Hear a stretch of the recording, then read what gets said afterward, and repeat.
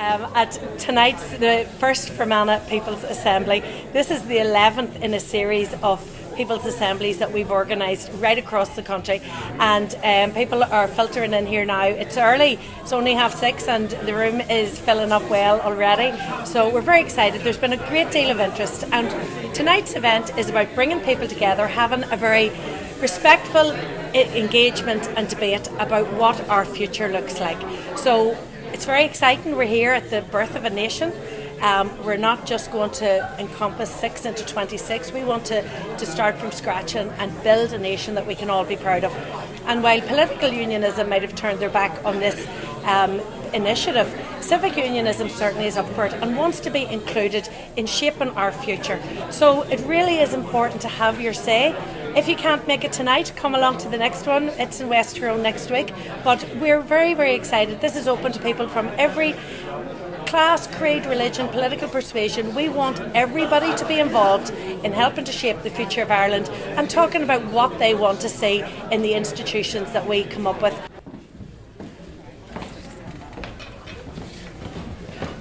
Gee, you've encouraged you. It's great to see so many people here. I'm sure there's still odd seats about if people want to try and grab one. I'm looking at all the people at the back and I'm wondering are they trying to sneak out early or can they not get a seat? But I'm delighted to welcome you all to the Westville Hotel in Enniskillen this evening for the 11th public meeting hosted by Sinn Féin's Commission on the Future of Ireland. I want to thank all of the people who have put together our excellent panel and who have worked so hard to make this event a success. A minute ago, Under Pressure was playing on the sound system, but I have to say the people who have organised tonight's event have been just magnificent. So I want to give a big round of applause to everybody involved in tonight, the organisation tonight.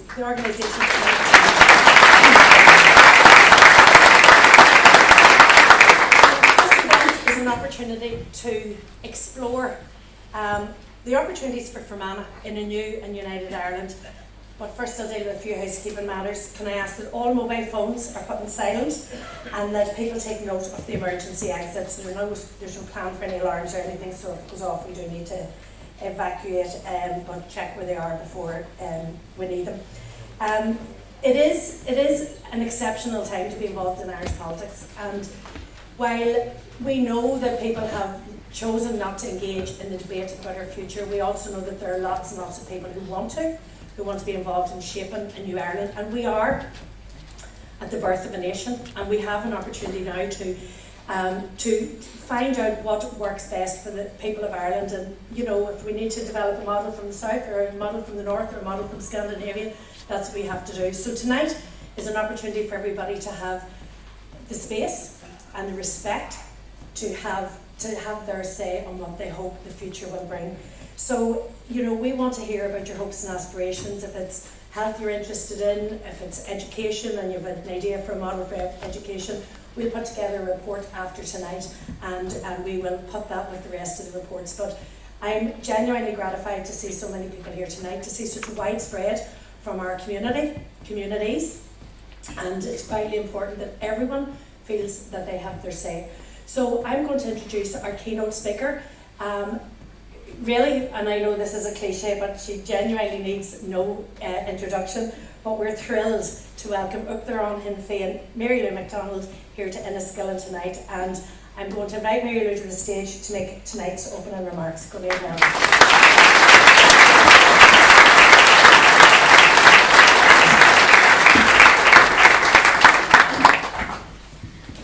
So, Dave, can I suppose you, mine?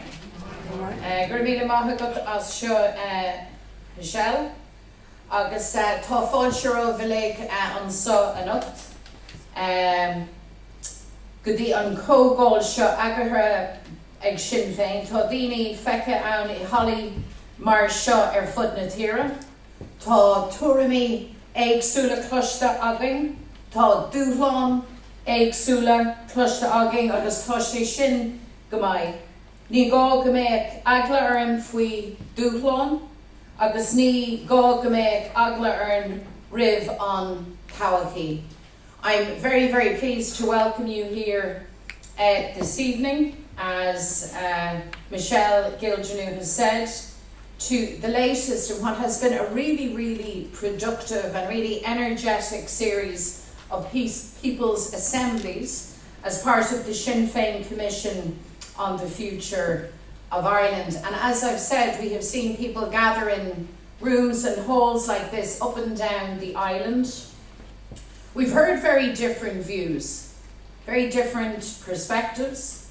We've heard different challenges, and we've heard even some genuine concerns, and all of that is good. That's what respectful dialogue is all about. So I want to suggest this evening that we need not alone to respect difference, but we need to embrace it. Because it's through difference that we are going to test our ideas and get it right. We don't need to be afraid, any of us, whatever our perspective, of the challenges that are ahead, and we certainly should look to the future only with hope and with optimism. And as I travelled through Fermanagh this evening and meeting with and engaging people in the course of today, I see very little evidence of any dreary steeples. We can let Churchill keep that, because our folks' friends is very much on the future. In the course of these meetings and others like those organised by Ireland's Future, I've thought very deeply about what modern Irish republicanism is offering. What are we saying? What are our values? There is little point in creating platforms like this and someone like me simply stating that I want Irish reunification. All of you know that already. Just as there would be very little point in someone from a unionist background coming into the room and saying simply never, never, never. I think we've demonstrated in recent times that we've moved well beyond that, well beyond the stage of talking at each other, sometimes shouting at each other, and in fact now talking to each other. And I think if I were to choose two words that sum up what we as Irish Republicans are standing for in the here and now, I would say hope and change. Change and hope. That's what we're offering to people all across the island in 2024. Republicans have always been change makers. But while we are respectful and mindful of the past, we're not bound by it. We cannot be limited by it. We have to be about the future. Modern and progressive Irish republicanism has had to evolve and change. Otherwise, we would have become irrelevant. And the cause to which we aspire would have become irrelevant also. So we're not fighting the battles of a century ago or even 50 years ago. And that's why conversations which have been ongoing about what the future of our island looks like are so important. I've repeatedly said and very recently reiterated that I believe that Irish reunification is within touching distance. I believe that. I think the evidence is there to demonstrate that. But I also believe and know that Republicans alone cannot grasp it. What we need is a broad alliance of change makers who see a better future for them, the children, a future based on equality and opportunity. And that is why it's our job, as those who are to the vanguard of the campaign for Irish reunification, to move beyond conversation and to start also planning for unity. Now is the time for the Irish government to move out of the comfort zone about talking about the future desirability of reunification to the stage of actively planning for it. And that's why we need a citizens' assembly, and we need it now. It simply would not be practical nor fair to ask people who remain to be convinced of constitutional change but who are up to the conversation about it, or the idea to vote in a referendum without having the preparatory work done in advance. And by the way, we have never been about simply bolting the 6 counties onto the rest of the country. Unity is about much, much more than that. It's about a much bigger opportunity than that. It's about new beginnings, new horizons, new relationships, and new possibilities. And the scale of this, I think, couldn't be overstated. So let me say we shouldn't succumb to the language of fear, because Irish unity is about society winning. Nobody left behind and nobody losing out. We also have to set out very clearly what are referred to as the bread and butter issues. In reality, the building blocks of a good standard of living, of a good and decent life.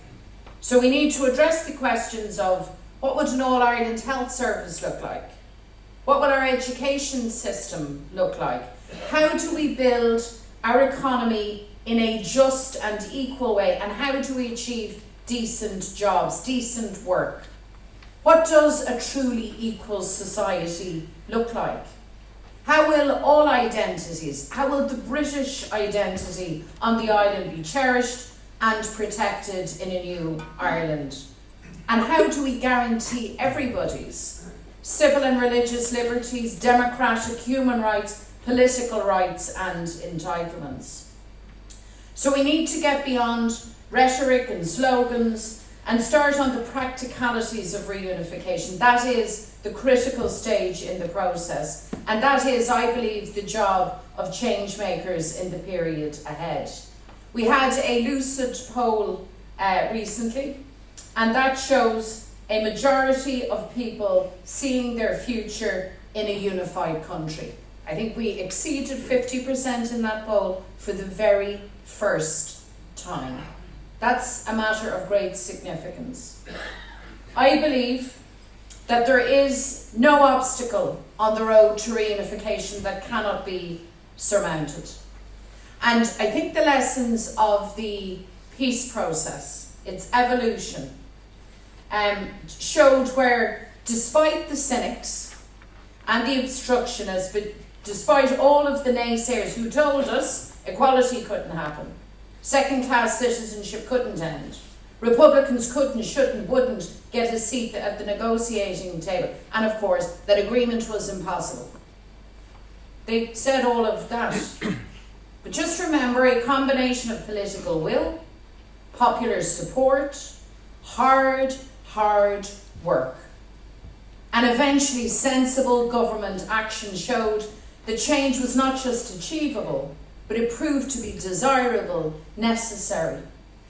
And the same approach and application is needed now as we prepare for unity.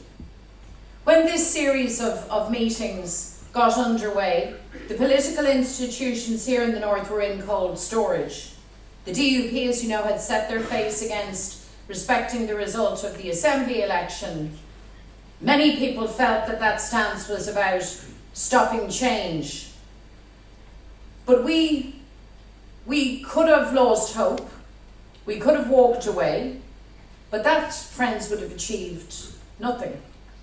We wanted and want to see the political institutions work. And we want to see them deliver for all of the people. And patience and a long-headed view, a respectful patience, a long-headed view, saw Michelle O'Neill finally take her place as the first nationalist Republican First Minister in the history of this state, and a First Minister for all. That was history making. The announcement this week from the Irish government on infrastructure investment is very, very welcome, and I think it's just a glimpse of what all-island planning can look like. A lot has been said and written about on the British financial package announced on the restoration of the executive and the institutions. And here, I just want to state clearly, and we need to be very clear, that the North is grossly underfunded. And while the headline figure is eye-catching, it is merely camouflage for years of desperate underinvestment in public services here.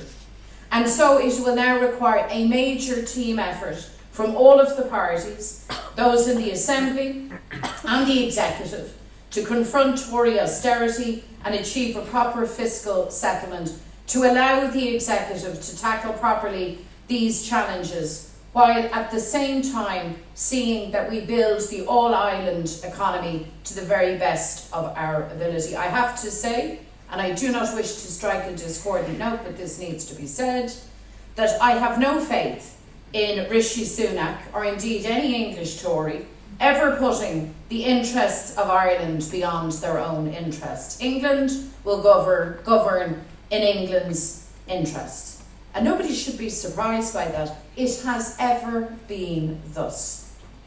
I suspect that the words from the Tories in their recent command paper, in which they lauded the union, are about worth as much as previous words that they had uttered on, for example, the future of the NHS or public services. Edward Carson was a Dubliner like my good self. And he had a very, very clear view on the English Tories. He had them sussed a century ago. Here's what he said on reflection, on mature reflection, as they say. What a fool I was. I was only a puppet, and so was Ulster, and so was Ireland, in the political game that was to get the Conservative Party into power. And of course to keep themselves in power. And on that issue, at least, Lord Carson and I agree. And of course, as you know, Carson was no fan of partition either. I've always had the view and the firm belief, and it has grown stronger the more I have been active and the more I've lived and learned, that the biggest block to reaching the full potential of our country is partition. It has impacted negatively on every facet of our lives.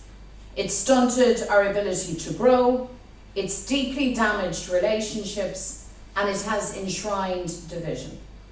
I believe that partition is politically wrong. I also believe that it is morally wrong. That is my view. I also know that others have a different view, a different experience.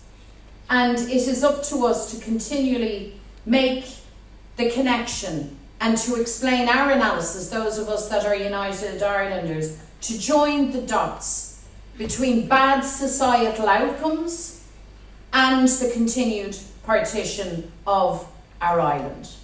Because for far too long, those that are comfortable and wedded to the status quo have been allowed to create the impression that partition had no cost and that reunification was just far too expensive for any of us to dream of. That is simply wrong-headed and topsy-turvy. There is a cost to partition, and the cost is Tory austerity. And by the way, the Irish state, the Irish system, can well afford reunification. So if we are to do the sums and the maths, to be honest with you, it's a bit of a no-brainer. We meet in a decade of opportunity. We have the opportunity from a Republican point of view, Sinn Féin obviously leading government in the north, the possibility of being in government in the south. We see functioning political institutions. We need to see them delivering in real terms for all the people. And you can feel the tectonic political plates moving under your very feet. So now is the time where politics should excite and politics should engage. Now is the time where politics has to excite and engage everyone. Irish unity is the big idea of our time.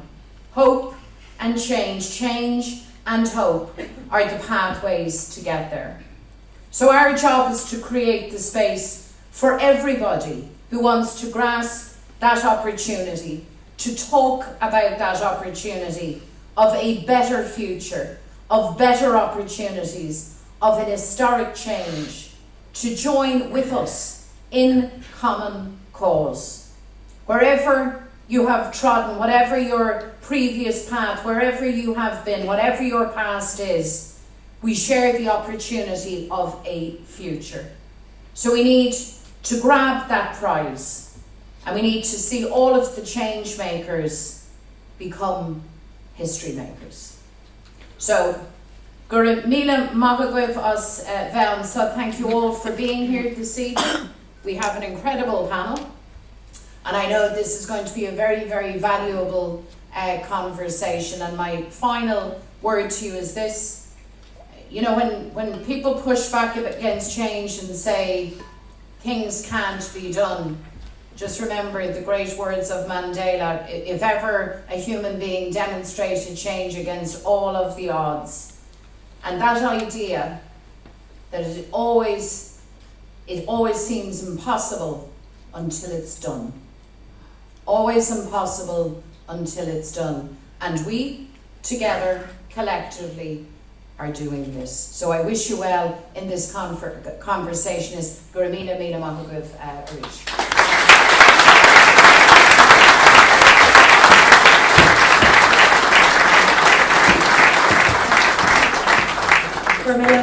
Mary Lou. We're now going to move swiftly on to the main part of tonight's event. Before I do that, I just want to again thank everybody involved in whatever role you had to play in tonight's event. I want to give a specific mention to the Westville staff, who've been very, very accommodating and have been hugely helpful, and they've been absolutely amazing. So thank you all again. I also like to thank McVey for his professionalism with the sound system, and you know, I think this is shaping up to be a hugely encouraging event. We're also encouraging audience participation this evening throughout the event, and I would ask you all to have your say and involve yourself in the discussion.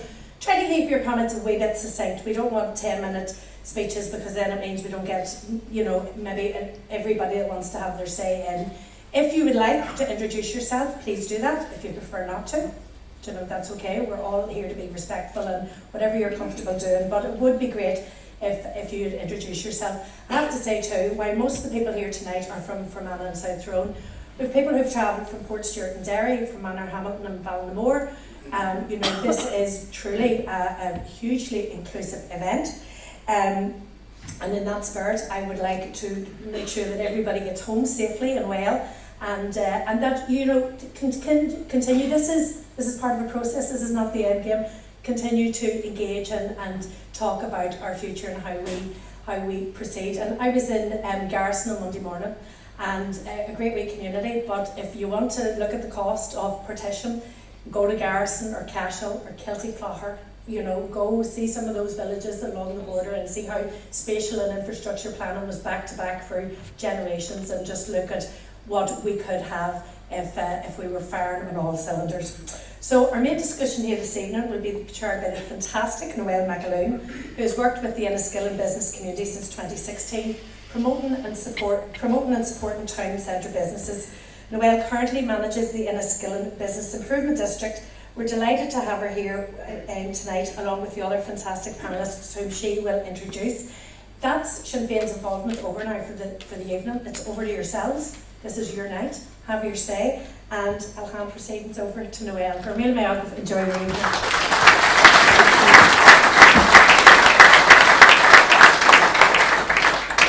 Panel is ready to go. I can feel the mention. As Michelle said, my name is Noelle McAloon. I am delighted to be here to chair this Fermanagh People's Assembly. As Michelle said, in my professional capacity, I am the manager of Enniskillen Business Improvement District, where I dedicate my time to promoting this great island town and helping and improving the economy by working with businesses. Mary Lou talks about change. Whenever we decided in 2016 that we were going to develop a business plan and get the businesses to pay for it, I was certainly told that can't happen. And here I am on our second term, and we're fighting the good fight here in Enniskillen, and we have a lot of successes, a lot of challenges as well within the business community, but it's a fantastic business community, a fantastic island town. I have to mention our award-winning Enniskillen gift card, that is number 2 in terms of sales, which I'm going to get tattooed at some stage because I'm so proud of it.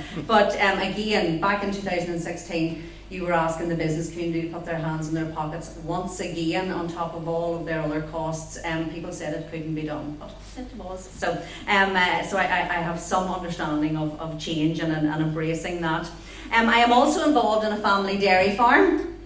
Please give your sympathy. My husband is a dairy farmer, so I have an understanding of the challenges that faces the agricultural sector as well. I have 3 daughters who are quickly moving from children to young women, and I look at the world now with their futures and through their eyes, and how the world is going to look tonight. And the conversation on the future of Ireland is particularly relevant when I think of their futures, what they're going to choose in their careers, and the potential of their work and personal decision making in the next few years. So as has been said, this is the 11th People's Assembly, and I welcome each and every one of you. It's great to have such a great crowd, and we have a wonderful panel. Before I was asked to be last minute chair, I'll not take offence that I wasn't the first option, but I was really excited about this panel, and I will introduce them shortly. They are here to give their opinions, their comments and observations from their own unique perspectives and where they sit in their personal and professional capacity. However, this is not a question and answer session. It is very much interactive.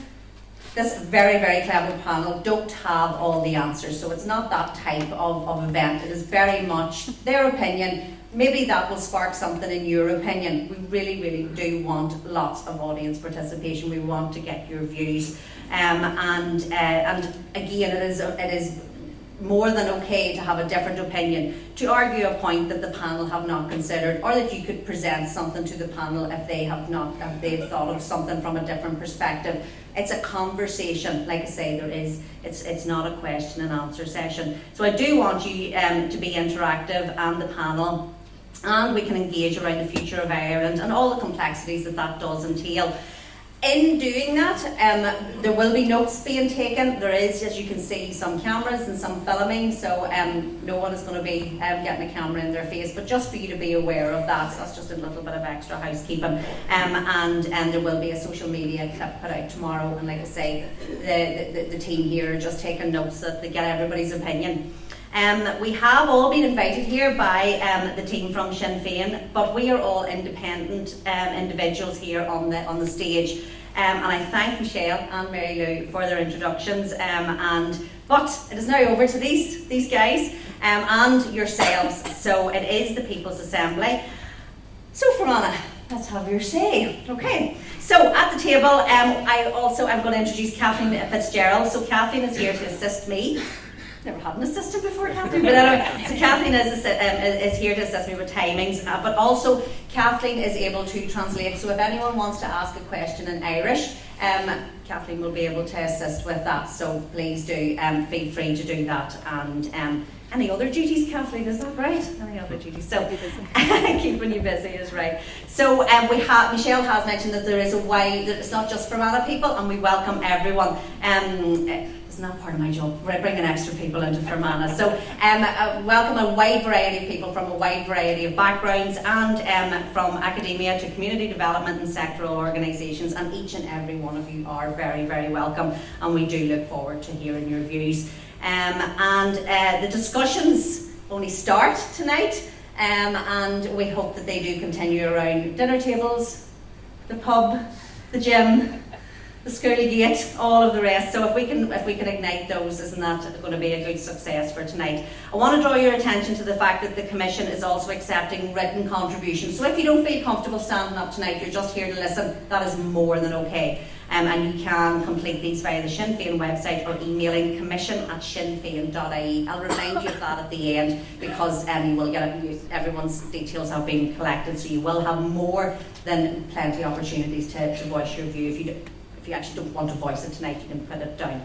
So let's move on to the business of tonight and meet our panellists. We've been here for a wee while and these ones haven't said anything, so we'll get them limbered up. So you do have a full bio, and I don't actually think a lot of them that they need too much of an introduction, but you have a full bio in your packs that were on your chairs. So I want to welcome Dr. Niall McVey. Niall, welcome. Niall has a strong commitment to education, an Enniskillen man, recently appointed director in Cavan Institute. Congratulations. After a very, very great career, moving on up. He is helping as well to develop the new FET College and of the future of Cavan, a wealth of knowledge in educational leadership and management. Welcome, Niall. Move on to Maria Kelly, a woman not to be messed with. I'm just going to leave it at that. Just ask CCMS. Saving a rural school in this climate is a huge win. My kids went to a rural school. Me and Maria have a lot in common in that respect. And fair play, Maria. Well done, you. And used our political representation very, very well. Maria, I have known professionally and personally for a long time, and I'm always impressed with her knowledge, understanding, and making her point very, very well. So look forward to what you have to say, Maria. Maria Kelly. And then Trevor. Trevor was late, you know he didn't make the panel. Welcome, Trevor. Trevor is an Emmy nominated producer and award-winning director. His list of acclaimed work is extensive, and it's just do a Google search, and I did today. Just to get it, is there 15 words to describe Trevor? There isn't. It's only 150. And what we are all talking about at the minute is the feature piece Kneecap. So well done. It premiered at the Sundance Film Festival and will be released in North America shortly. So yeah. We will, if we're not a talking point in America already, we will be then afterwards. And he also directed Murder in the Badlands for the BBC and Quentin Country for RTE. Welcome, Trevor.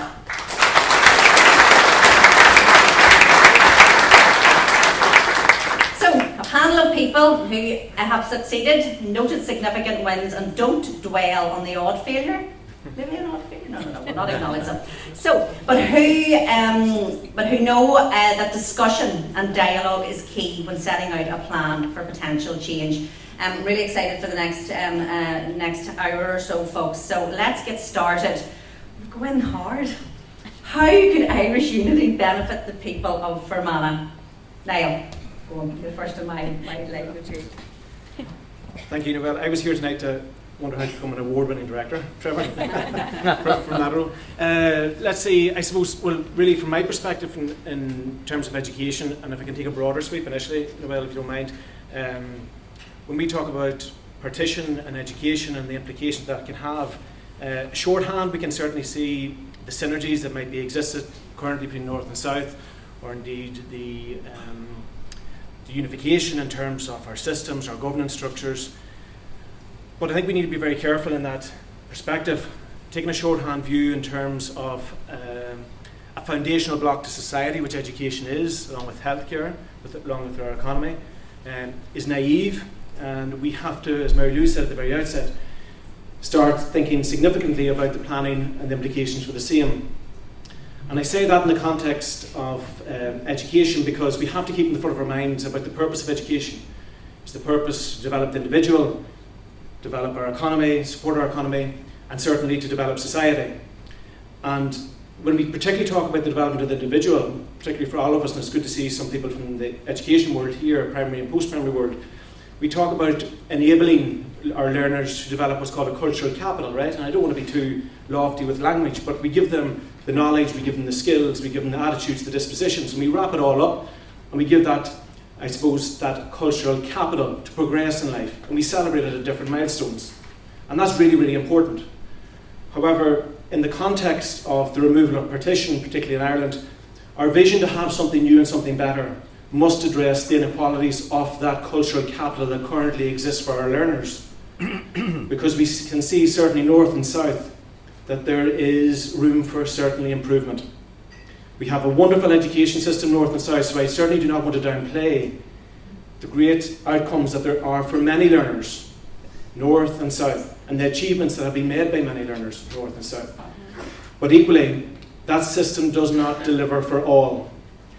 And an education system, no more than a healthcare system, should deliver for all.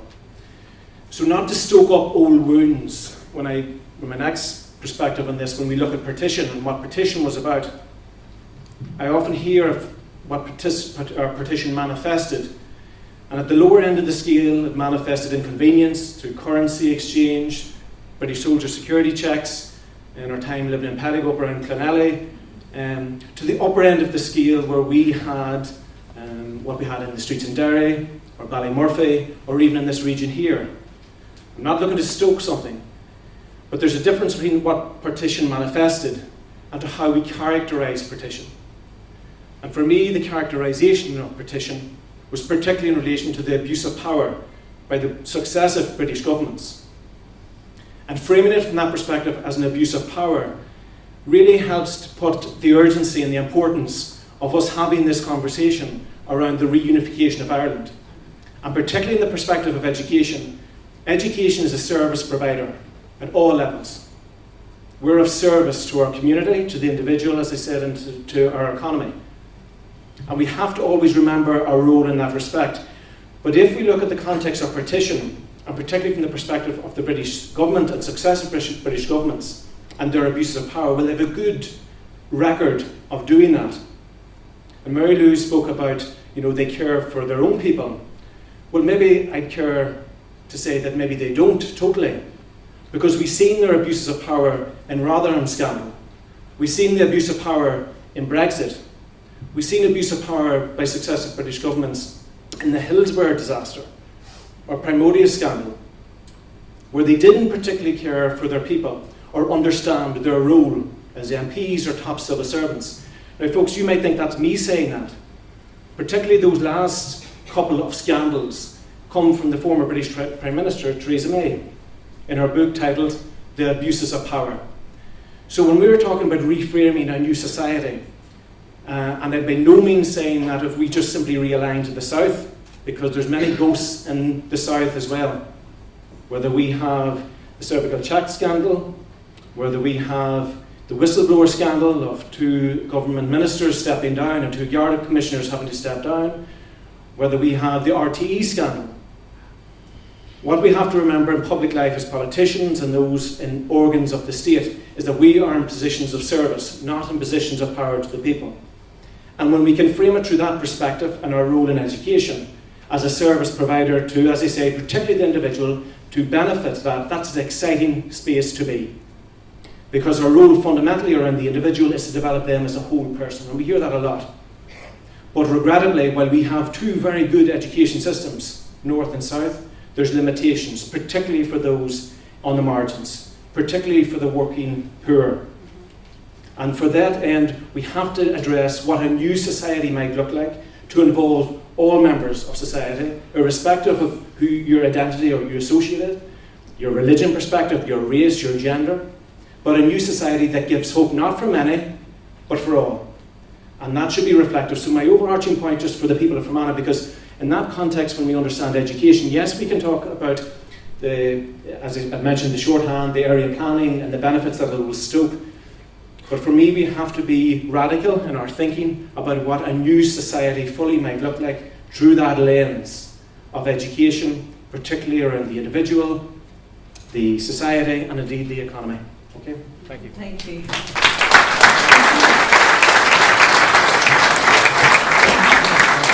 Maria, hard act to follow. Go ahead. You're too weak to be sitting behind that jug. Too weak to be sitting behind the jug. You're probably around the shop. Thank you very much, Niall, Noel, and indeed everybody. Good evening. It's an honour to be here this evening, and it's nice to be asked for my opinion. I am, as Noel said, hopefully somebody not to be messed with, and I am very much about the practicalities here. Okay, so yes, I am a political geek. I love nothing more than a good political debate or a good election count and the intricacies of transfers and all that. I will sit and watch that. I am that sad. But in real life, I am a busy working mum. I work in a health charity, trying to support people with cancer, which is no mean feat right now. And I'm the chair of a board of governors of a very small school that a very large institution tried to close quite recently. So, you know, my main focus here is on the job to be done. And the job to be done is not getting one more person out on the day of a vote, some May, in favour of unity. It's to actually build a better Ireland. So, okay, we might win a vote by 0.1%. That on some level is a victory. But if we end up in a situation like we've had with Brexit, where people don't really know what that means, they're not really sure what that's going to turn out to mean for them and their lives, then we won't have actually won what we need to. This is about an opportunity, as Mary Lou alluded to at the beginning. We've got a chance now to build a better Ireland, not just add on a few extra people, add on 1.5 million people. Will it make a massive difference? Potentially not really. You know, it's not a massive sea change. You could say that things will be the same the next day for the vast majority of the population, unless we consciously decide to be different and be that inclusive Ireland where nobody is left behind. One of the things we talk about a lot in education in the North is integration, and it's something I have sort of kind of mixed views on. Not because I don't think integration is a good idea, of course I do. I just don't think that it is as simple as Catholic and Protestant integration. And I think the bigger question that people have been avoiding for a long time is socioeconomic integration, actually. I applied for a job a while ago, and one of the questions on the monitoring form was, what was the occupation of your parents when you were 14? And I thought, good grief, I've never been asked that question before. But actually it was a really interesting question to be asked, because actually when I was 14, both of my parents were working full time and then some, doing work outside of work to put food on the table and try and keep one car running. And what's the highest standard of education in your family? Well, I'm proud to say that's me. I'm the first person in my entire family, from any dimension, to have gone on to third level education. And that's because of the hard work of my parents. But if you don't understand the background of people you're given opportunities to, you'll never actually be able to integrate them fully into your organisation or your new Ireland. So my focus is on building a better Ireland, North and South, so that it can be one in the future and be better. We talked about Fermanagh at the beginning. What could Fermanagh stand to benefit? Well, we no longer be the smallest county of the most westerly region, and for me that's a big thing. So Carlow, Longford and Leitrim apparently will be smaller than us by population. I'm proud of that. But we might actually even benefit from, imagine getting a motorway. The only part of the North that doesn't have one, so imagine that. Imagine a train going through Fermanagh again. Like, the possibilities, the opportunity is immense if we can grasp it and get it right. And that's what we need to be focusing on. How do we make sure that we build this from the ground up? We build a better education system, a better health system, better infrastructure. The investment from the Irish government recently is clearly to be welcomed in Casement and the A5 and so on. In nursing capacity in our universities, that's a fantastic investment too. One of the things I think that has been a missed opportunity on that is the promise from 2017 from the Irish government that citizens anywhere in the world would be allowed to vote in presidential elections. That referendum still hasn't been held, and I think that's a huge missed opportunity. It would send out a really strong signal, more than just the money and the investment, actually investing in the people and allowing the people to have a say no matter where they happen to live on the globe, let alone on the island, I think would be a huge step forward that would cement that. I think what Niall said as well about nobody being left behind is hugely important, and I can't overstate that. And that has to be no identity left behind either. And that's where it's going to be uncomfortable, right? We're going to have to welcome pride parades as much as we welcome orange parades. We're going to have to celebrate St. Patrick's Day as much as we celebrate the 12th of July. And that is going to have to be how we choose to live, with that generosity, with that heart, with that open-mindedness to embrace all of those identities. Because partition didn't make any of us British, and unification won't make all of us Irish overnight. there will still be a portion of people on this island whose allegiance will be to Great Britain, and that is okay and must be respected and protected in the same way that we have always wanted our identity, our language, our culture to be allowed to flourish. We need to show that generosity too and make sure we build in those safeguards and protections. Thank you.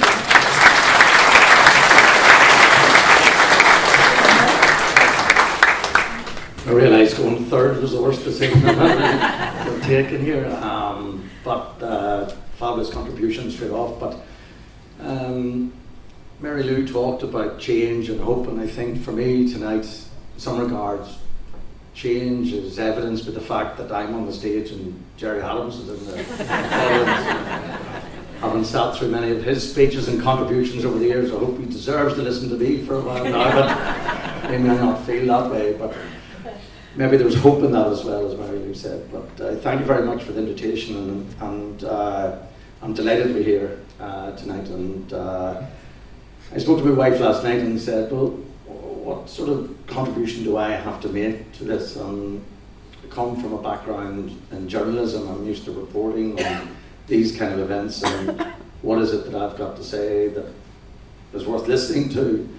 And I think all I really have to bring is my life experience going from growing up just 200 yards from here in a largely Protestant estate, born into a unionist family, members of the security forces.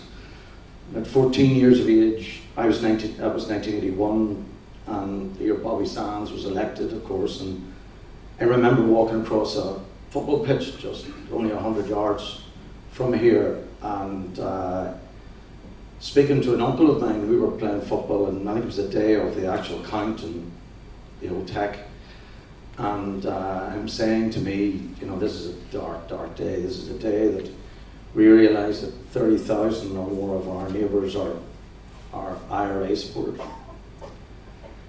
And I do remember that moment really starkly, because I kind of went, what does that mean? You know, the people I play football with, the people I hang out with, the people that somehow, you know, it was a real moment of thinking about his generation and my generation and where we were and the difference between it, and that really stayed with me. So, you know, I'm very lucky that I got involved in football. My brother was a much better footballer than me. Anybody who knows my family knows my brother, my elder brother really was the footballer. My younger brother now is a marathon runner, and I'm just the one in the middle who never really did very much sport. But I was very lucky because, you know, we were born and brought up in Derrahara, and talking to socioeconomic differences. You know, we were Protestants who thought that we were the political persuasion that, you know, built industry in the north of Ireland and contributed to education. Yet, you know, I always remember growing up around that age, the early teenage years, and there used to be a lady called Cooper, who was a very prominent unionist here, and she lived at the top of the hill in a big house, and her car registration, her BMW, was BIL 1690. And she drove past us up to the top of the hill while we were in the housing executive houses at the bottom of the hill, thinking, you know, people around us like we ruled the world. And it was the people at the top of the hill really were ruling the world. So, you know, I was very lucky. I left school at 16, talking about education and my mother and father. My mother came from a family, she was an economic migrant, came from Cavan and found a way to Enniskillen to work in Taylor Wood's factory, you know, but cycling 14, 15 miles from Colebrook to come into Enniskillen to work in Taylor Wood's factory back in the 50s and the 60s, and you know, just the change that has occurred around us, you know. Taylor Wood's factory long gone, been replaced by a multinational supermarket, and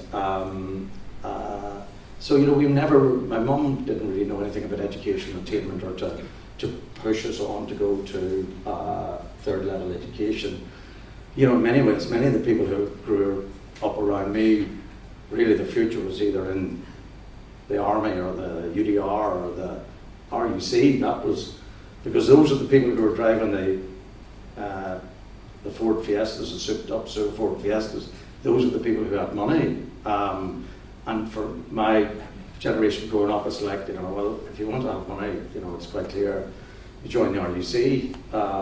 And that was the level of ambition in some regards for people who came from the high school.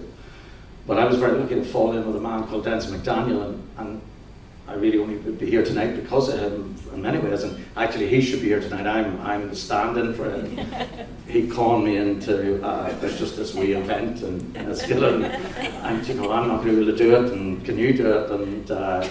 And he sloped off to something else, and God, I know how hard an Enniskillen audience is, so he obviously decided to leave it to me. But I joined the Partial Reporter newspaper in 1984, and at that stage it didn't cover any GAA, didn't cover Sinn Féin, it covered elections, but really nationalism didn't get very much. It was a fifth generation owner at that stage, and the Trimbles, and incredible family, but under Dennis McDaniel that newspaper changed in 1986 when he became editor, and I was only 19 years of age, I think at that stage. Denzel began to change the paper in front of my very eyes, and the audacity to bring in GAA reports, and the audacity to actually print some Sinn Féin statements, and maybe even SDLP at times, But and then the lash, the trouble he got into for that, and pushback from very prominent businessmen in this town who threatened to withdraw advertising from paper because of what Denzel did. And I think that there are many heroes around, people who have helped contribute to the peace process, but that very small change in many people's eyes that I saw in what Denzel McDaniel did in '86 gave me a sense, and that was a time at the height of the conflict, not only here in Fermanagh, but across the north. And for Denzel, what he did was really true leadership. But looking to the question that's asked is, what could United Ireland do for Fermanagh? And I think, in my humble opinion, I think the people of Fermanagh have got every right to be sceptical and cynical about the future, because what has 100 years done for this part of the world? Whatever was government, whether it's Stormont or whether it's London or back to Stormont, I come from below Dublin today and travelled up, and I remember again growing up as a unionist family, scoffing at the roads in the south. The roads in the south and the cars in the south, and everything was crap compared with the great roads and the great infrastructure. Everything was great. Our education system was great. Our police force was great. Our roads were much better. Everything was better. That's what we were told. But when you hit the border, whether you come up from Dublin, as I do regularly, up into Belfast, you hate hitting Newry, because the worst bit of the road is from Newry to Belfast. The worst, that bloody road, and cost so many lives. And yet, of all the years and all the leadership and everything, that road hasn't changed. The most important route, well, the people of Derry would challenge that, but the most important route in this island, and yet in many regards, certainly for us in the north, and yet look at the state of that road south. And again, you come up from Cavan today in the road into Enniskillen. So I think that, and I remember Denzel sent me to a meeting in the old Railway Hotel in 1980s. It was a Chamber of Commerce, Enniskillen Chamber of Commerce meeting, and somehow they let me in, Egypt, but the businessmen banging the table and complaining and saying, only going to bring change to Enniskillen when we get better infrastructure. We've got to get this road to Enniskillen. And why is that? I think they were building the Dungannon bypass at the time, and why can that bypass, when can the dual carriageway come to the whole Enniskillen? We are in 2024, that's 30 years ago, and still don't have that road. So I think that power and wherever it resides, whether it be London, Belfast or Dublin, I think that we have got to be concerned about it. You know, I am, you know, the reason I'm here, and like I believe that a United Ireland is inevitable. The statistics back it up. You know, over 50% of the children in the nurseries and primary schools and educational levels are now Catholic. The statistics and Protestants have now fallen to 30%, 30-odd%. You know, so change is inevitable. It's coming. But, you know, we've got to ask ourselves, you know, what is it that we actually want to see? And I think if people from Anna have got to say, you know, we want to see change here. We just kind of want the same. We want to ensure that our hospitals, our education and our roads are going to make our lives better, that we're going to feel part of this island and not, you know, outside of it. You know, even though Denzel's predecessor, Mervyn Dean, used to say, it's the people from Anna are normal, it's the rest of the world that's all, you know. Totally believe that, you know.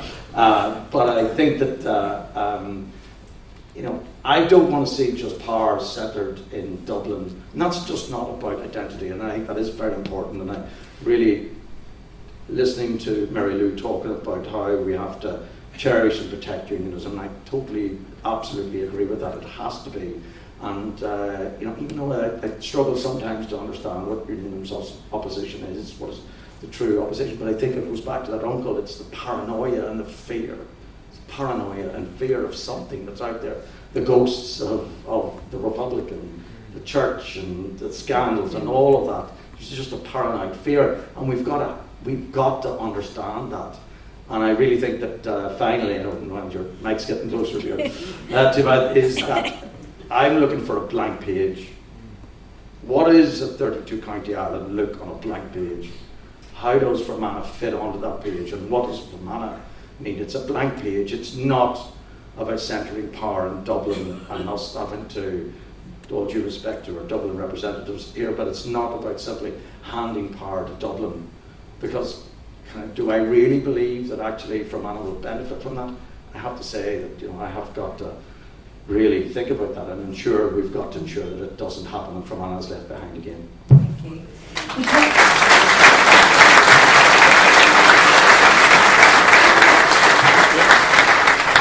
We talked lots there about change, and change is inevitable, and I suppose it's how we help people through that change. How do you see that we, Maria, that we can, people's rights and cultural identities can be safeguarded, and how can they be helped through change? How can we all be handheld a little bit, that it's not too much of a shock to us all? Yeah, I mean, for me, the starting point is obvious, and that is all of the safeguards and all of the protections that were put in place and cemented into the Good Friday Agreement. I mean, that has to be the starting point for all minorities to be protected. And we need to have the generosity to extend those to everybody in a new Ireland. And as I said before, that new Ireland has to embrace all identities, no matter where they're from or what they're based on. You know, the political structures, wherever the centre of power is, will not determine anybody's identity. We all know that. So we have to create a society in which people can flourish in this new place that doesn't actually yet exist. We've got to build it. It doesn't exist yet. It will not be a bolt-on of one onto another. And we'll need new East-West relations as well. Well, you know, they're our nearest neighbours. We'll have to maintain a relationship with Britain, not least because a lot of people who live here will maintain their own allegiance to it too. So we'll have to figure that out too. We'll have to navigate that and make sure those institutions exist as well. But the best way to achieve any and all of that is through civic conversation.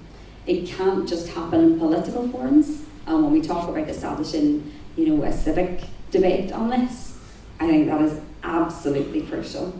That can't just be a place for people who are politically motivated and minded to participate. It has to be all people, of all backgrounds, of all persuasions, of all ages, of all genders, of all nationalities for that matter.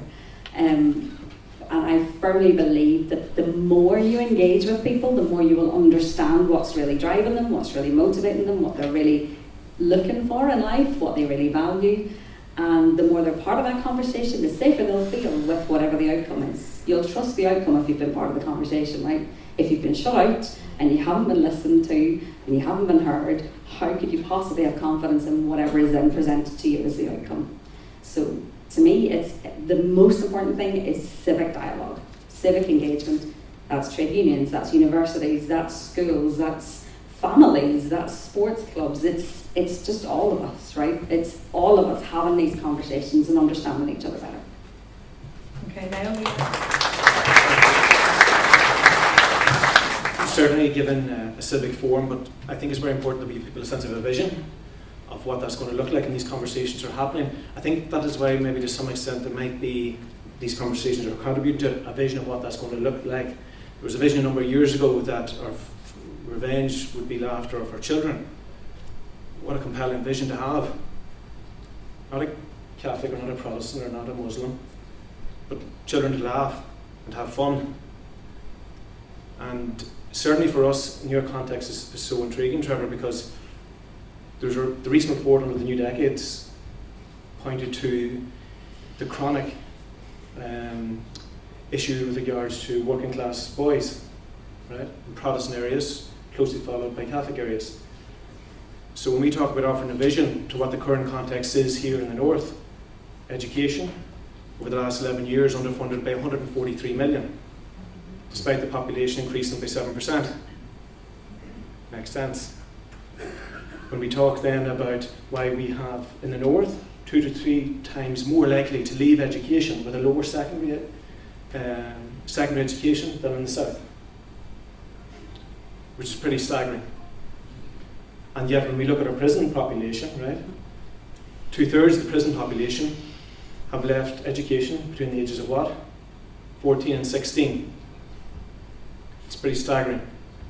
We spend 143 million out of the exchequer on the education of people, or not on the education, on people who are not in education, who are not in training, or who are not in employment. 143 million out of the exchequer each year. And yet in all, we're happy that young people will walk out of education with nothing. That's today. And we're talking about change, and Michelle is 100% right. Michelle O'Neill, when she talked about it's a decade of opportunity, it absolutely is. Put it in context. We're in the 5th industrial revolution, just to bring a bit of context to it. We've 5 industrial revolutions. The last 3 took around 200 years. The last 2 took just 20 years. And yet in all, we've young children, no hope, no future. Why? Because we put structural barriers in the way. Academic selection is crazy. Crazy to create disparity between people, not because solely of their family background, because their parents may not have grown into poverty. We see the differential when we look at socioeconomic background, the differential between free school meal entitlements and non-free school meal entitlements. Just on the basis of your entitlement, there's a 25% difference. You come from an area of poverty, whether you'll achieve 5 GCSEs, including English and Maths. That's nuts.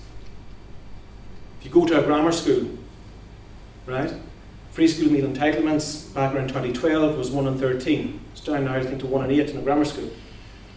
In a non-grammar school, we're at 1 in 4, we're down to 1 in 3. 6% of students, and this is I don't want this contextualised locally to Enniskillen or Fermanagh, talking more regionally, but when we look at the context of performance at GCSE level, less than 6% will fail or not achieve GCSEs. What is it in a non-grammar school? Nearly 40%, on the decline. So when we talk about a new society, or a future society, we have to be realistic in giving people a vision or hope of what something's going to be different. And yet, we're happy to spend 187,000 in, I think it's Woodville, or the Juvenile Detention Centre for placements. We're happy to spend 500 million a year on what's called late interventions. The judicial system, job seekers allowance. But yet we cut the Engage programme at a cost of 57 million. 500 million works out at about 1,000 or 1,200 per student, about £257 in the head of every people in the North. So we cut that to allow young people to fall out of education, in some cases end up in prison, and in some cases young Protestant boys particularly. Because why? Because we're happy to create barriers to prevent them succeeding and getting the one thing that's so important to them, cultural capital. And we understand, get them the knowledge, but yet we deprive them of that. Not even in the structural barriers, but we also want to hit them even harder because the cost of education to get into schools. The latest report into schools in the north, 2017, was for a grammar school was an average per household over £2,000. For a secondary school was £1,500 per year. Now that was in 2017. I haven't got a report to see what that looks like today. When we start looking at young learners leaving school, and I'm going to wrap on this one now, when we see young learners leaving school, so they leave with what we call lower secondary education. I didn't say qualification, lower secondary education. So the best they've got is their primary school education. Remember, that's their capital culture, or their cultural capital now. That's their ticket to progress. There's no chance that young people will progress from Derry-Chara. Sure, it's crazy. So in that sense, we have to be able to say, how do we challenge them sort of thinkings? And we can, to some extent, we can learn from the South. As I said, there's two, let me be very clear, the education system offer hope for many, but not for all. And in that sense, when we look at the Southern system, there is certain targeted interventions. I led a day school. I know a colleague here tonight as well, in the same sector as me, working hard to targeted intervention to make sure learners stay in education. And evidence presents to us that learners do. When they leave post-primary education, there's a great likelihood that they will get a post-secondary qualification, FE, the sector that I'm in now in Cavan Institute. Now the difference between that in the north and the south is 30% of learners in the south will end up with a post-secondary qualification. In the north, it's 10%. Right? Why is that the case? We are narrowing curriculum at academic selection, we are creating barriers in terms of access to education, and that is, you talk about power, it's absolutely crazy. So to that end, we have to really think about how we certainly actively pursue and challenge policies, but not the regressive policies of where we're paying in prison, again, 41,000 for a placement in prison, but yet no, we can't support young learners in terms of free school meal entitlements. It's pretty despairing. But that all said, it's about having hope, having a future, and really addressing and challenging the status quo of where things might be at. Thank you. The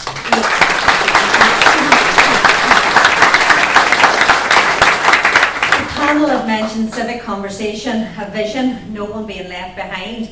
Is it a decade of change? Does anybody want to come in and be the first to give their views and in terms of how do you visualise the future, the next decade?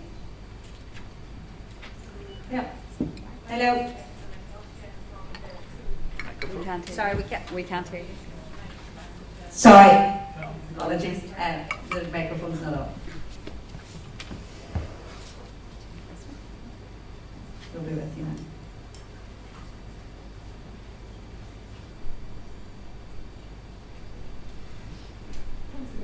Am I rolling now?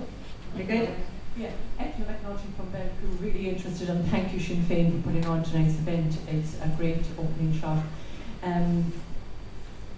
Just a few things. First of all, I was reared just south of the border near Kilchclachar, so I lived my life with the border roads being cratered by the British Army and the local population filling them in on a Sunday, and you went down to watch the fun and they were cratered again on Monday.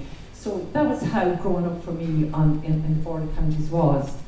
But when I talk now to people in the Republic of Ireland about a united Ireland, which of course I'm passionate about, the first thing I get back from anyone that lives in a line south of Galway, Dublin, is, oh, we can't afford it.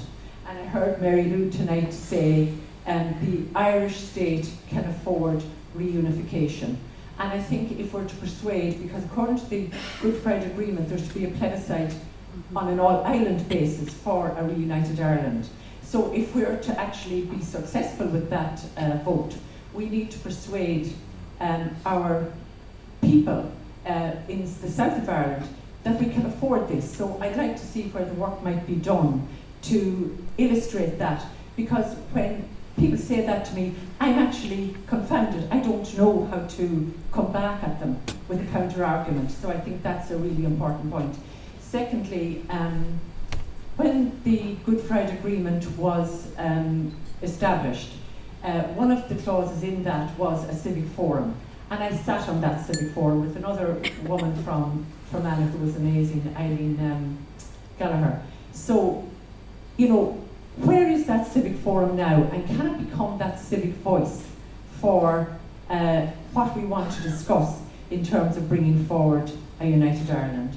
And finally, I don't want to take up too much time, but finally, you know, the points that Trevor was making about decentralisation. I don't think any of us want Dublin, London or Belfast to be what happens, deciding what happens in Fermanagh. So I think we need to take that one seriously as well. And thank you very much for your time. Thank you. Somebody over here. Hello, my name is Paul Nolan. I'm a business owner for nearly 40 years in Enniskillen.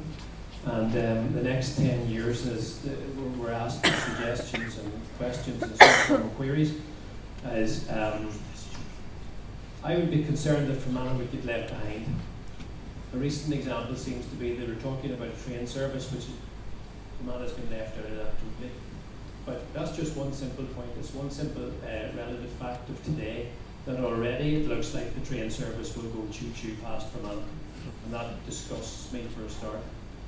Trevor, I also remember those four fiestas as well, with envy.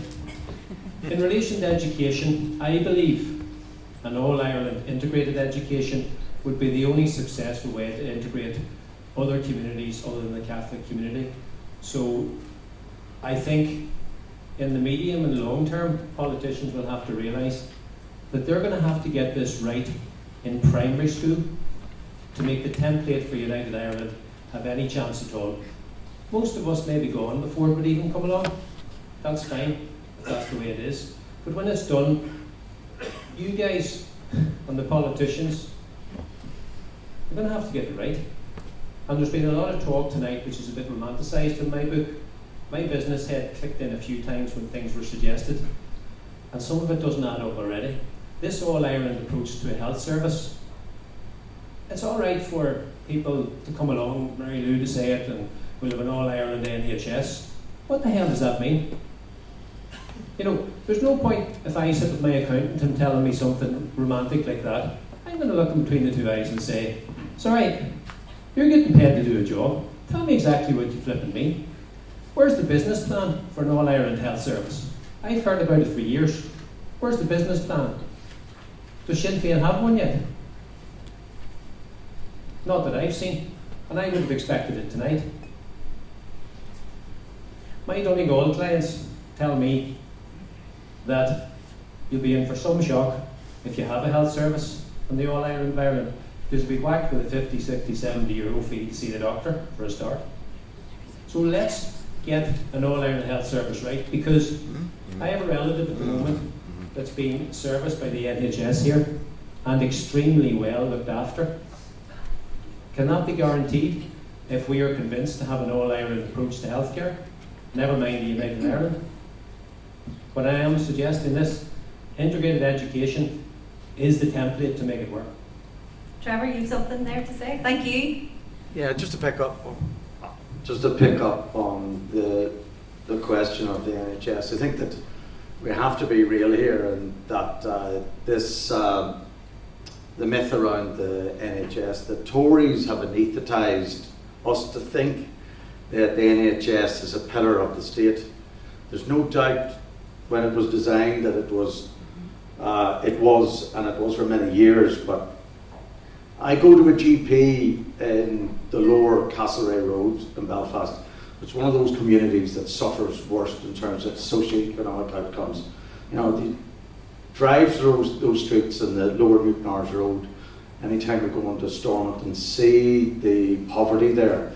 And my GP, the last time I was there, told me that he doesn't know where the money is coming from, but his patients whether it's the elderly accompanied by their children or their children accompanied by their parents, everybody wants a letter to go to private. They want to go into the private system. To get over to Kingsbridge, can you give me a referral letter to pay for 240 or 400 pounds, whatever it is, to get an appointment over at the private hospital in the Lisbon Road? And he's saying that's not something that happens on a monthly basis. That's happening to him on a daily basis now. And that to me is the moment that the NHS, the evidence is there, the NHS has collapsed. And I think that it is something.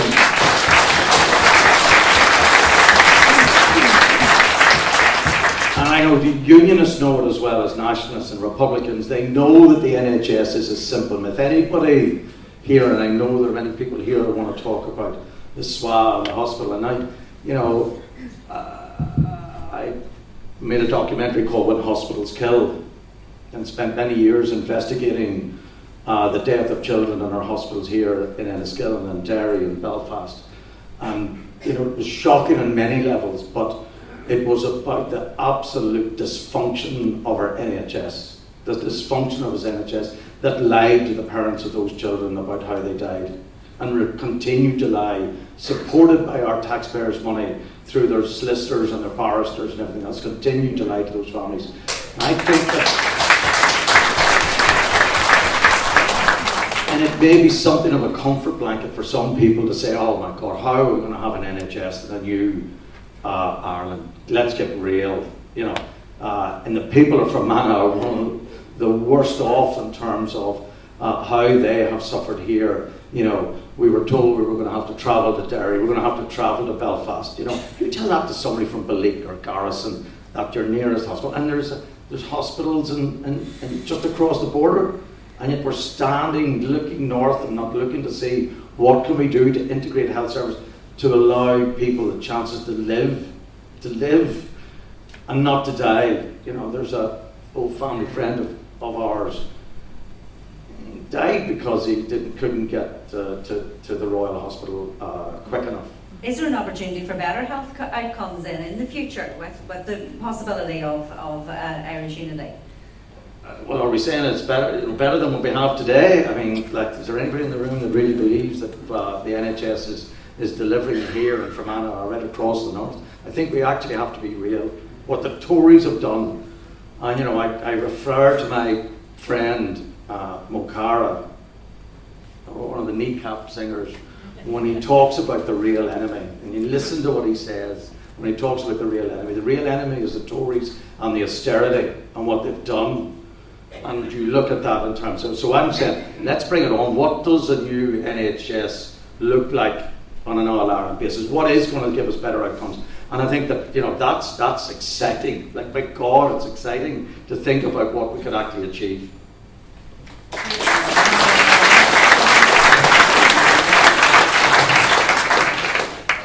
Thank you. My name is Karen Eccles. I'm from Derrylin, and I have a genuine interest in health and the delivery of it in Fermanagh. I welcome Trevor's comments and concur with them entirely. Fermanagh People's Assembly is really important, and we're talking, for the future for the next 10 years. I think we're at a crisis point in healthcare in Fermanagh. I think it's great to see that everybody's out here tonight.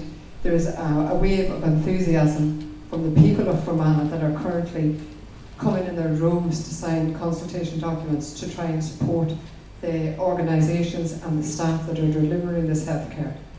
But I see the members on board there, and we're looking at education, and we're looking at the BID in relation to Fermanagh. When you lose a healthcare service, or when you lose the potential of losing a healthcare, the financial impact on the entire community is fully recognised. And we're at a juncture where our health service is systematically being dissembled in Fermanagh and taken elsewhere. There are massive cross-border opportunities.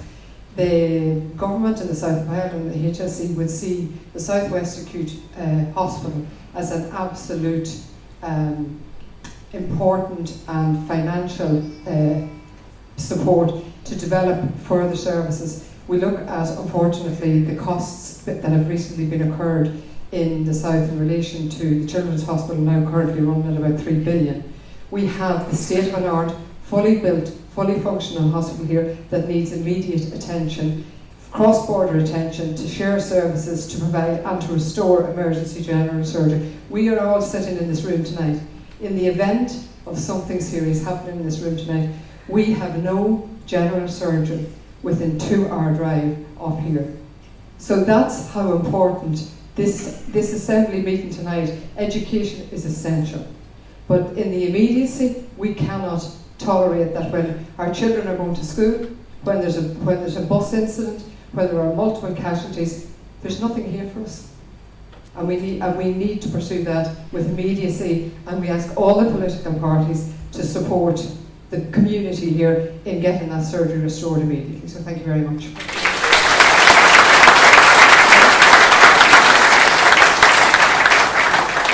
Sorry, we have someone here in the middle.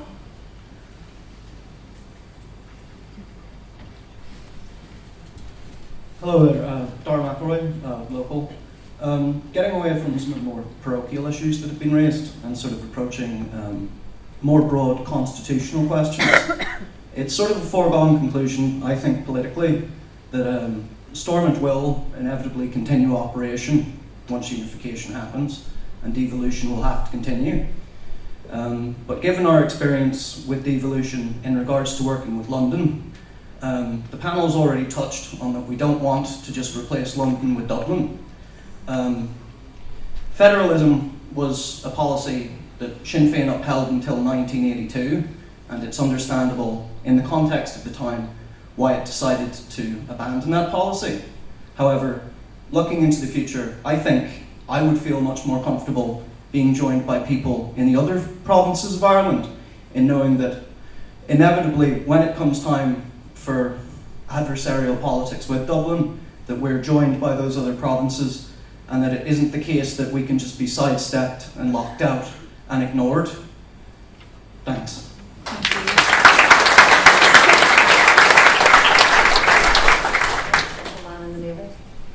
Thank you. John McCluskey from Rosslea. We don't have a bad health service in Rosslea. We have none. The people of Rosslea believe it, and I certainly believe it, that it's a criminal offence, closing a surgery and walking away, leaving sick people, elderly people by the roadside. So the health service is rock bottom. I would ask the politicians, and indeed anybody, go into the Southwest Acute Hospital, not by arrangement. Go in. Last Sunday night, a neighbour of mine was taken in. The relatives had to sit up with her until 8 o'clock in the morning and then off to work. So they said it was like a battlefield. The hospital in Enniskillen last Sunday night. Everybody knows what it's like trying to get an appointment in Lisnaskey. They won't answer the phone. An elderly man, just think about where we are today, 25 years after this so-called peace process. Or an elderly man turning up to the hospital, to the doctors, to the GP service in Lisnaskey, been turned away at reception. This is the service we have now. Go back and phone up. We don't take your appointment at the desk. Is that the way to treat a sick person in this day and age? We are third-class citizens in this state at the moment. I just say that the large crowd that turned up here is wonderful. You know, we need change. But by Christ, we have to start thinking. I would ask the MLAs, go into the hospital late at night and have a look around to see this sick people lying on the floor last Sunday night. Now, we've written, I'll just finish on this, we've written to the new health minister asking for him to meet the delegation from Rosslea. We're going to continue with this fight. The people, the doctors or the health services turned their back on us, but the fight will continue. Thank you.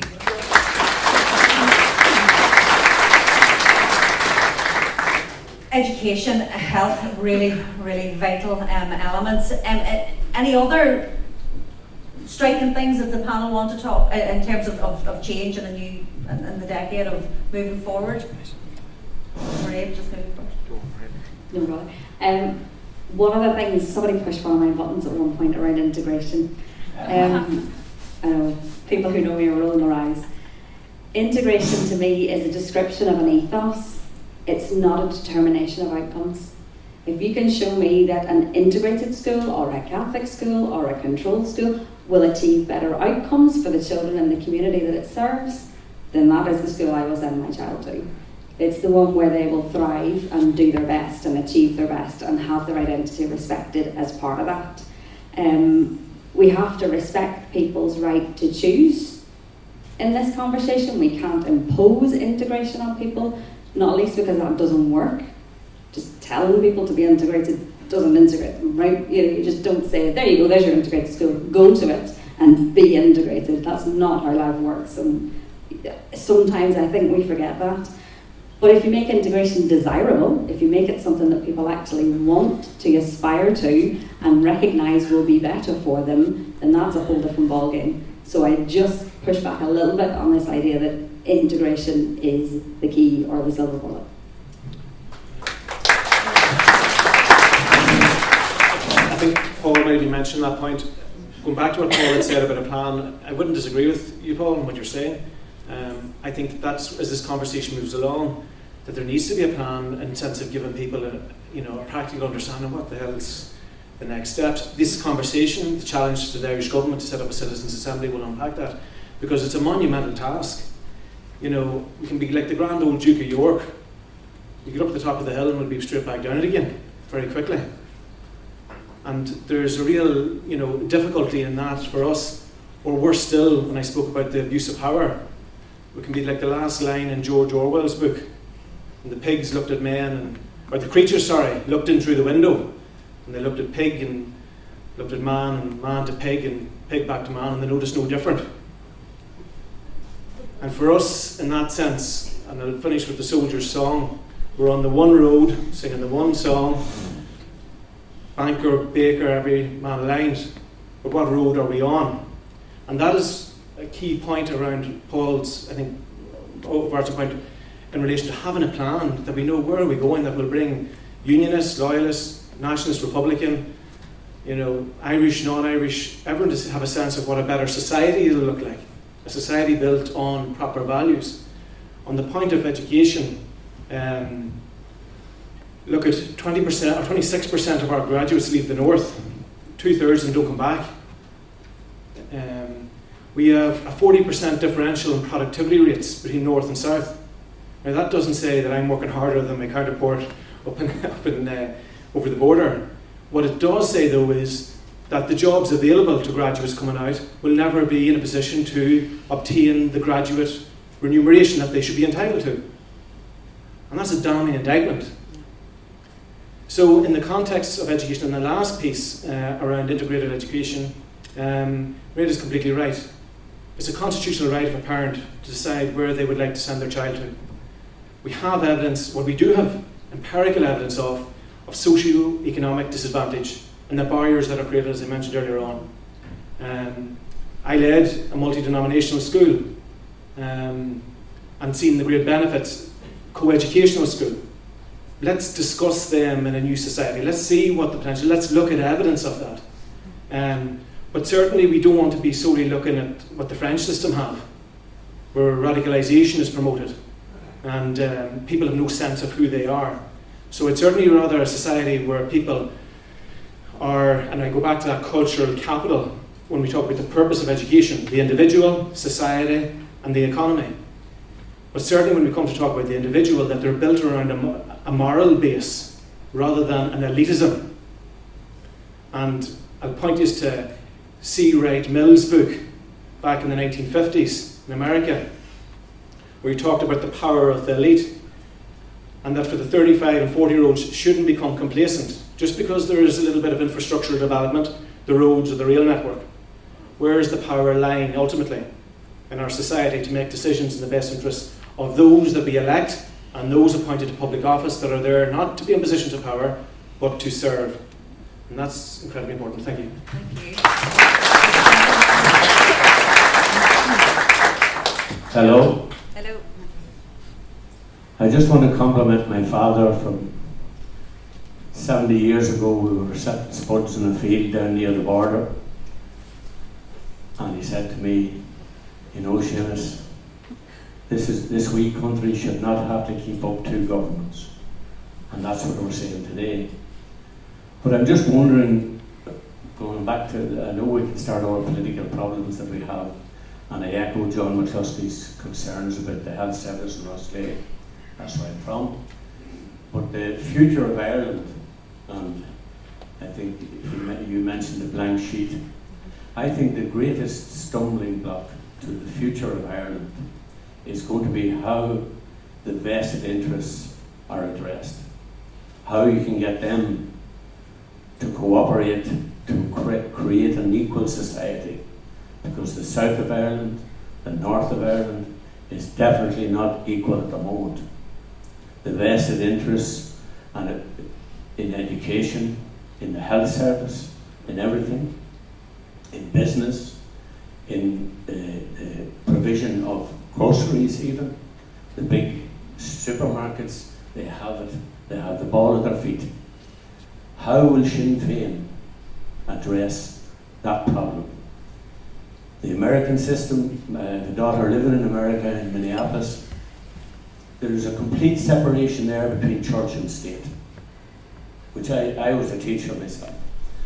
And I think that I've looked at that, I've been over it several times, and went round to the schools, and that is a starting point, a complete separation. Because unfortunately when the partition was announced, the power was handed over to the south of Ireland, they handed the education of the children to the church.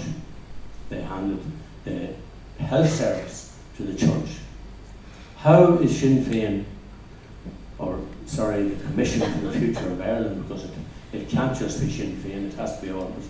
How is a new Ireland going to be created, given the blank sheet, if you're still going to have the vested interests and the vulture companies coming in and buying all the new properties all around Ireland and massacring young couples with rents which they can put up any time they like? How is that going to be addressed? Thank you.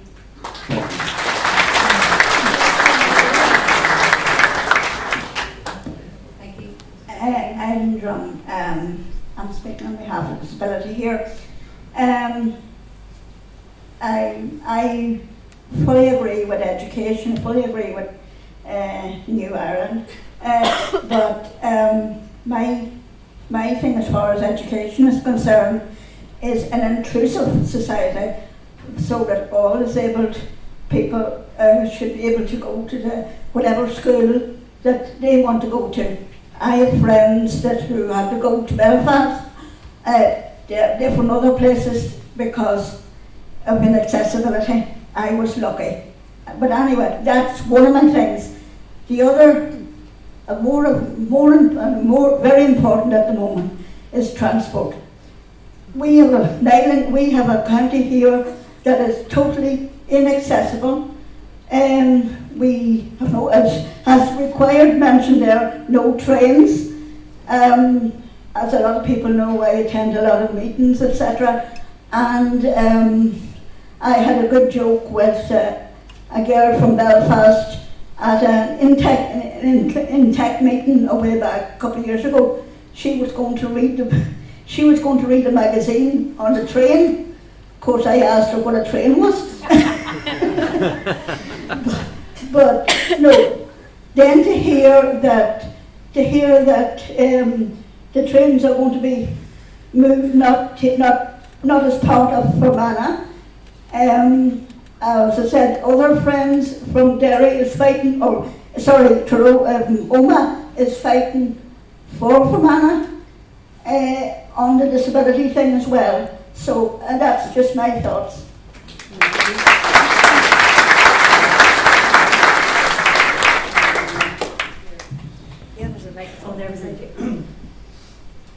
Hello, my name is Enniskillen. I was born in Tiernahalba, Scotland, and I was raised on the Upper Loch. So I've been here a long time. And I remember my mother took me to the last train that left this place, that left this town, back in 1956, 7. But what I really want to talk about was 1987. If anybody here remembers 1987, I had a friend who was killed in 1987. She was somebody I loved very much. My wife at the time, so 1987, I was half the age I am now. My wife is a refugee from the Middle East. So think of what's going on there right now. The same thing was happening back then as well. My daughter, my first child, was under 1 year old. And then the bomb went off. And I just finished reading Mahatma Gandhi,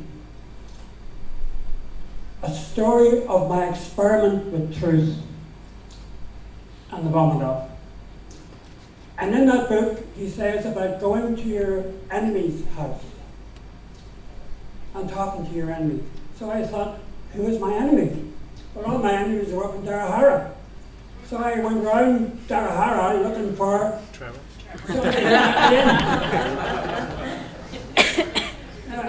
You're too young. And we rang around, because there was phones back then, these big heavy things. We rang around, nobody was doing anything. So we thought, well, what could we do? We got these A4 sheets, and at that time, computers were just invented. Printing machines just didn't work most of the time, but we managed to put out on an A4 sheet, vigil at the diamond for the dead. And this was the Wednesday after the bomb. 3,500 people turned up on the diamond here on the worst night you can imagine.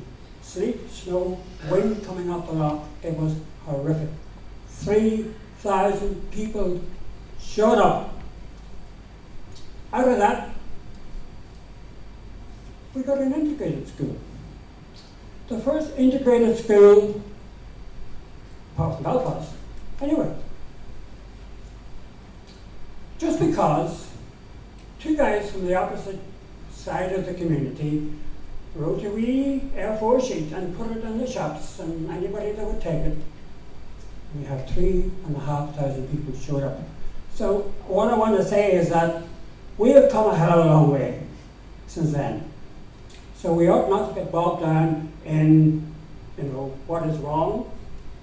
We ought to reflect back and see how far we have come, because we are accelerating into the future. That's where we're going. Thank you very much. Thank you.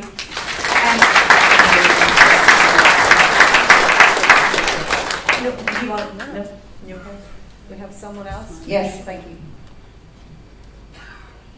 Hello, my name's Nathan. I lived in Fermanagh for many years. I actually went to an integrated college in Enniskillen. Very, very proud of that. And I just wanted to say I have loved this. There's been some really important points made about healthcare, education, disability, accessibility. But I think it's really important that none of us make sure that we're talking to each other in an echo chamber. I'm quite disappointed that more politicians aren't here tonight, because I was really hoping that we'd get some reassurance that there were, concrete plans in place for things to get the ball rolling with a united Ireland. At the moment, it seems like it's still very much in the formative stages, and we're still sort of idea gathering, and that's fine. But I don't just want the room to speak to itself. I think we need to be speaking. Well, they're listening. They're taking notes. I can feel it. I think we need to be, having broader conversations, and to speak to that. Just coming from a disability point of view, if I can for a minute. You know, we go through life, when you have a disability, I have cerebral palsy, I use a wheelchair. We go through life having to constantly fight the good fight for ourselves, to overcome obstacles, and I sort of feel like that's the mood in the room with every single topic we've covered. It's the same ground we're all covering. So I think actually there's a lot to be learned from that, which is that if we all sort of put our heads together, we'll be able to overcome obstacles a lot easier, at least in theory. And so just to speak to that, I know it can be daunting, I know it can seem insurmountable, but you know, I'm not going to spout cliches at you about the biggest journey starting with the smallest step. But you know, I also, if I can digress for a minute, I also sit on the committee for Fermanagh Pride, and we're holding our first ever Pride in Enniskillen later in the year. I'm also exceptionally proud of that. I think it's testament to the incredibly hard work that a lot of people have done, that, you know, people have said to us, oh, it couldn't be done, and that's going ahead this year. I couldn't be prouder. I think it does speak to a broader optimism. And I just want to say to everybody in this room, Pride is for everyone, so you'll all be welcome. I can't wait to see you all there. Thanks very much. Hello, I'm Gemma from Fermanagh, residing Tory, never adopted. I just wanted to come from the health point of view again, and I know it was said up above that maybe it was a local issue, but I think when it comes to an Irish unity vote as such, NHS is probably going to be one of the big things that will be flagged. I'm coming from the perspective where I work in both the HSE and the NHS, and I have to say there's no difference. So I think when someone says, oh God forbid, you have to get healthcare in Donegal versus Enniskillen, right now I'd probably choose Donegal. I also think when you hear that, what am I paying €60 for my GP? Well, you know, I'm lucky, I'm in my mid-30s and healthy, I probably have to contact my GP once a year. If I was 70, I'd have a health card, so I wouldn't be paying. You know, there's things like that that people get this flag shown, this is the NHS and this is fantastic. There is just as much work happening in the south as there is in the north, and I think when we're hidden in the west, we're losing. We're losing both ways. Like you said, we should be looking south to Cavan to use their facilities instead of travelling an hour and a half up to Derry. And I think too that we're failing in education. We're not producing enough of our own doctors, hence why we can't get them. And the ones that we're producing are leaving, but to start with, we're not producing enough anyway. And education is lacking, health is lacking, tourism is lacking because we're hidden in the west. And look, there's cafe owners here, I see, and they are booming, but there could be better. How many people bypass Enniskillen and say, oh, I drove through it on the way to Sligo? You know, we're losing out here by being hidden in the west. That doesn't mean that I'm pro-Ireland or I'm pro-Spain in the United Kingdom. It just means that there's a conversation to happen. And like Brexit, things were like flown to be the red flag, go for this. I think the NHS will be flown as a reason to stay in the United Kingdom. And I think possibly that's just incorrect. And it's only going to go one way. Thank you.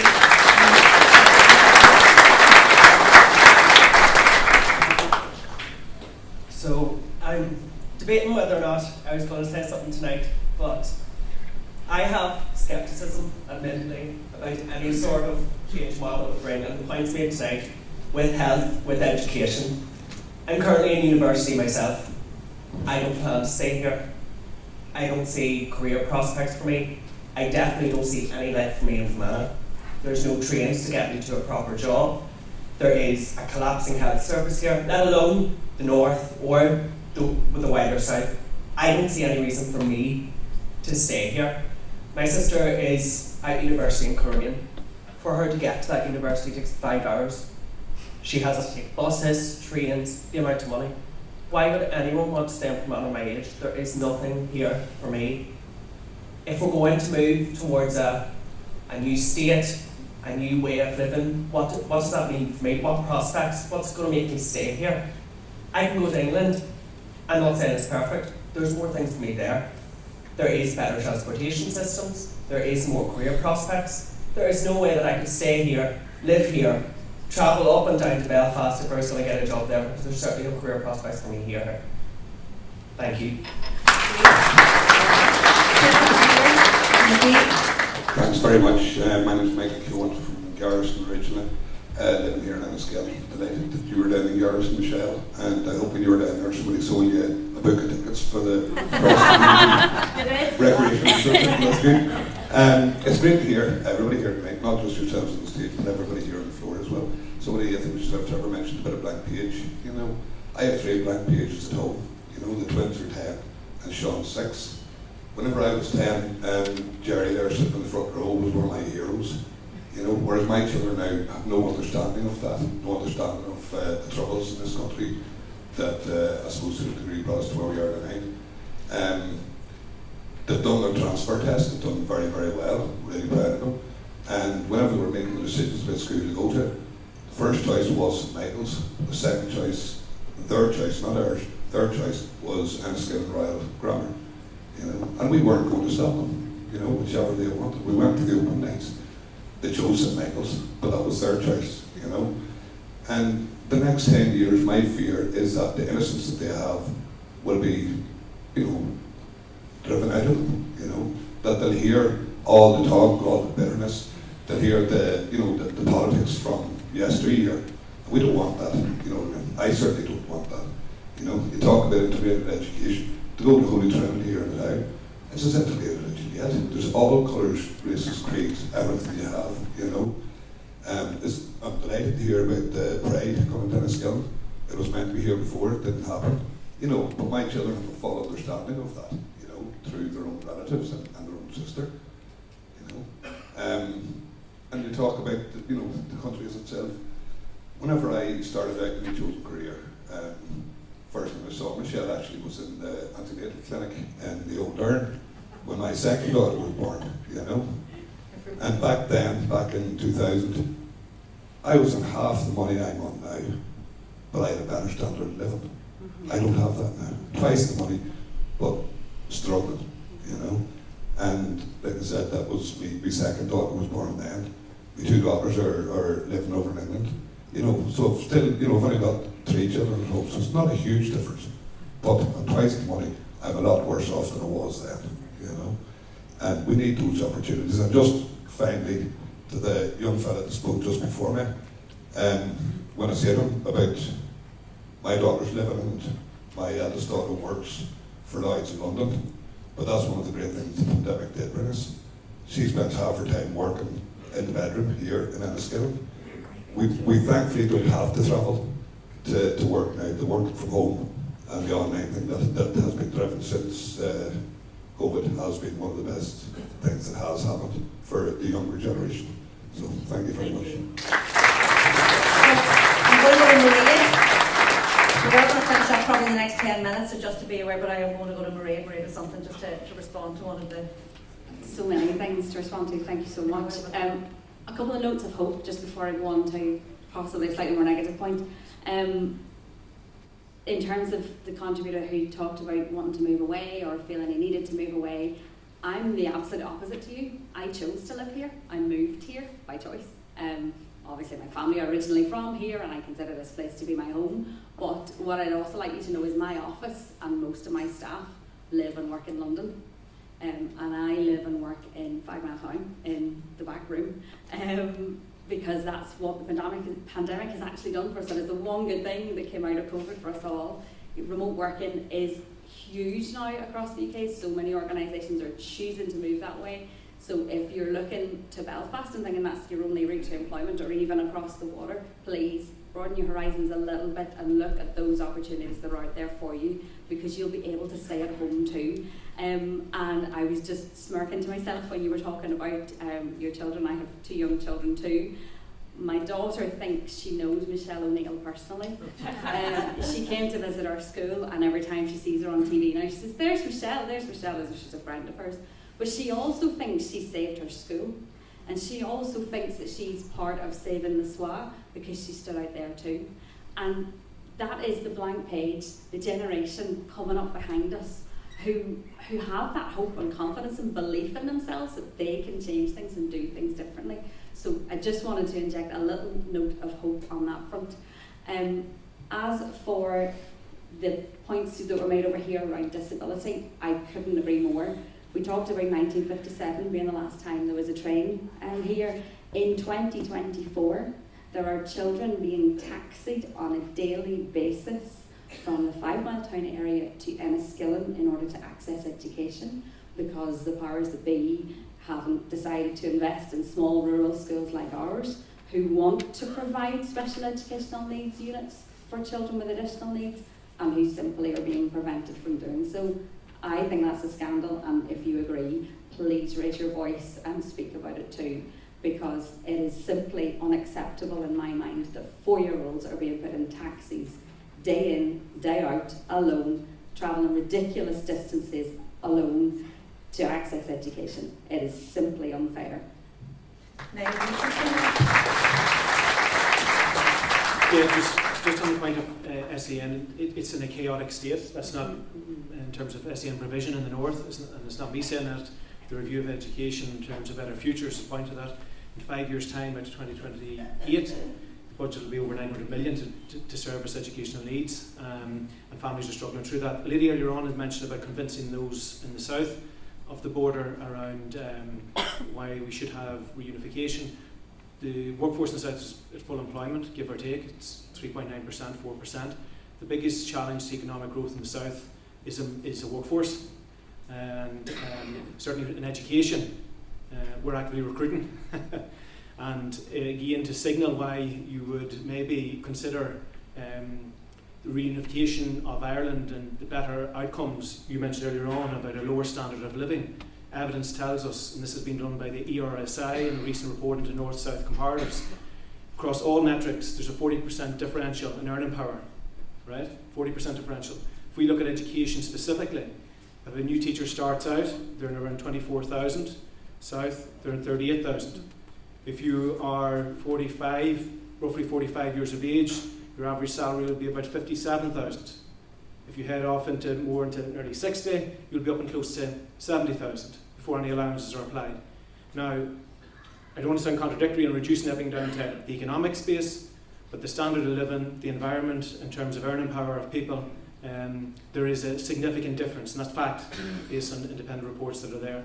But it's very important though that when we are talking about convincing to the south has particular challenges too. 300,000 of the workforce face high risk in terms of their current jobs due to digitalisation, automation. Another 600,000 are medium risk. There's nearly 1 million. There's over 900,000 jobs present at the minute where they have a level 5 qualification. What does that mean? That means that if there's an economic shock or there is significant development in terms of automation, digitalisation, they have to reskill. I came from a conference in Athlone around further education. Micro-credentials is a massive new area in lifelong learning, upskilling and developing ourselves. We need to be part of those conversations about a new society, going back to my opening point, for all, not for many. Thank you. Hello, I'm Maura Smith from Rosslea, and I just want to highlight one of the disadvantages of having a border in our country. I was driving from Monaghan shortly after passing my driving test, and I ran into the back of somebody, and when I read the small print of the insurance, the south of Ireland was a foreign country. So I had to repair the car myself, repair the other version's car on my own. The guard who was out on it said to me, "Maura, you're very lucky. You could have been in the paper for having no insurance. And obviously if it had been a serious accident, I could have been in jail." So I just came here tonight to make people aware of that, and I now look for insurance for the Republic of Ireland whenever I'm looking for car insurance. I just don't know if anyone else is aware of that. Okay. One more from the floor. Sorry.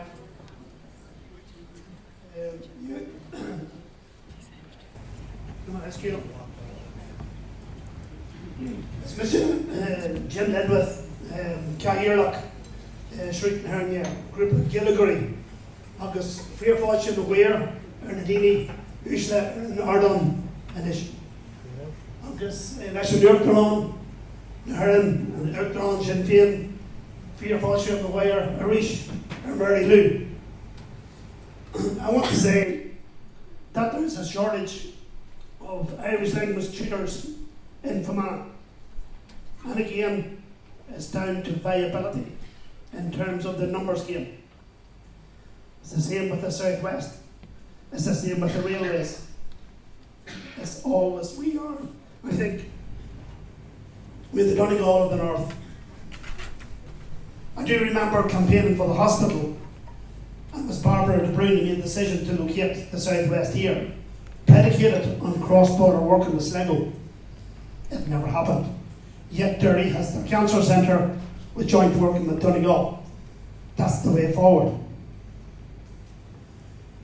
On the case of Irish language speakers and the shortage of tutors, we have to convince in Fermanagh, the University of Ulster, to yet locate the diploma in Irish and shop in Enniskillen, to attract the footfall from North Sligo, North Leitrim, North Cavan, to ensure the viability of the numbers game, which is what it is all about. We have the diploma being taught in Armagh, Cookstown, yet Fermanagh people are expected to travel 50 odd miles in the depths of winter in the evening time to avail of a diploma, a recognised diploma in Irish. It's not right, it's not human. I would ask Noel to work in partnership with Street and Hernia, the local Irish language group, and we also have a youth club in Irish. I would ask Noel to help us work with the council in devising a feasibility study into locating the diploma in Irish in Enniskillen. I will also say that sometimes I look at Enniskillen and I see the lack of joint working with neighbouring counties. When I look at the celebration of Bridget, 1500 years of Bridget this year, Enniskillen Castle Museum, nothing. Sligo, there was a swath of programmes celebrating Bridget and Saint Bridget. There is no reason in this moving forward whereby we can't also have Bridget recognised here in the North as a public holiday. There is no reason why we can't host a national famine commemoration once a year. There's absolutely no reason. So I am making the point that we have to look broader on things such as culture and Irish language to ensure that culture is a positive thing and that we all have to work with others on a cross-border location, especially on initiatives. It's the only way I think things can be seen as viable here in Fermanagh. Thank you, Jim. One last comment on the floor, and we're going to finish then up with the panel. Martin Garner, Witcher, Scolame. So just kind of in case the Harvey me, and we in the Strajana, Comail and Yark Diniala, Bryn Sanarnian Pibli, and Visha Hart, Erlash Stelke. August is given them in la be me in Romi, or as far as Romi. Be far on a lower or some the Winchry. August the Mahina Governor Wincher, the Jake Lenanus. Ahan Vlain at Tamega Governance and Arnold Edgehish, to Notoriha, a Cordovain, Coriha, and Ye Coriha. August ni doilum hien to diggin and more football and damage to a pan, and Coriha Shaw, a Yanu.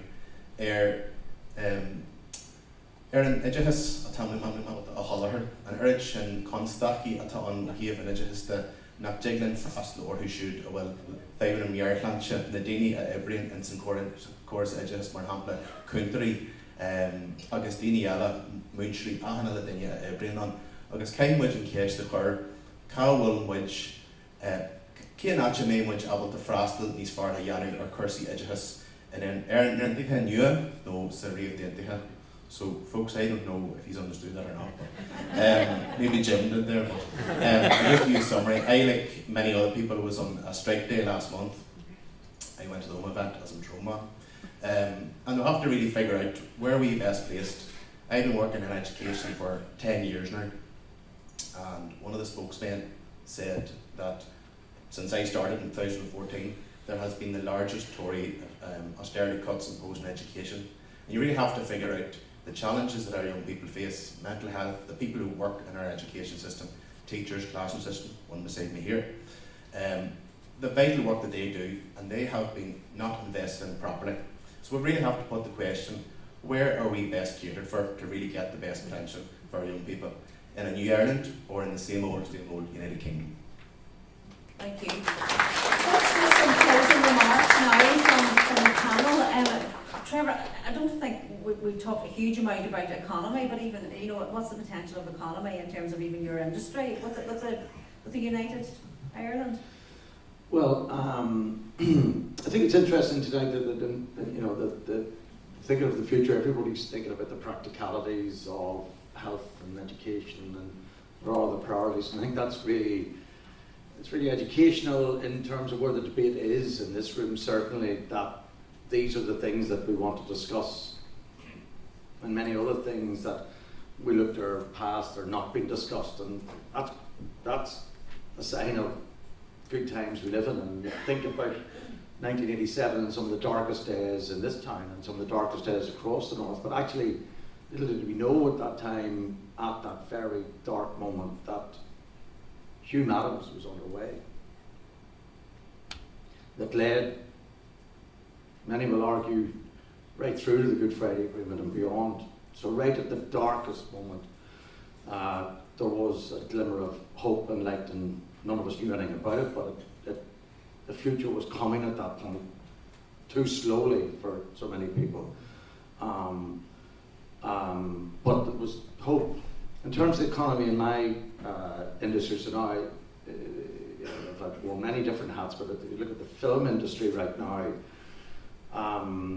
what the problem is that it's very siloed, and hopefully change is coming. If I want to make a film like Kneecap, you have to go to the Screen Ireland in Dublin, to Northern Ireland Screen in Belfast, to the Irish Language Broadcast Fund, that came about as a Good Friday Agreement, to the Broadcast Authority of Ireland, to TG Car, on and on and on. On an island our size, so many different organisations, all in their little pots.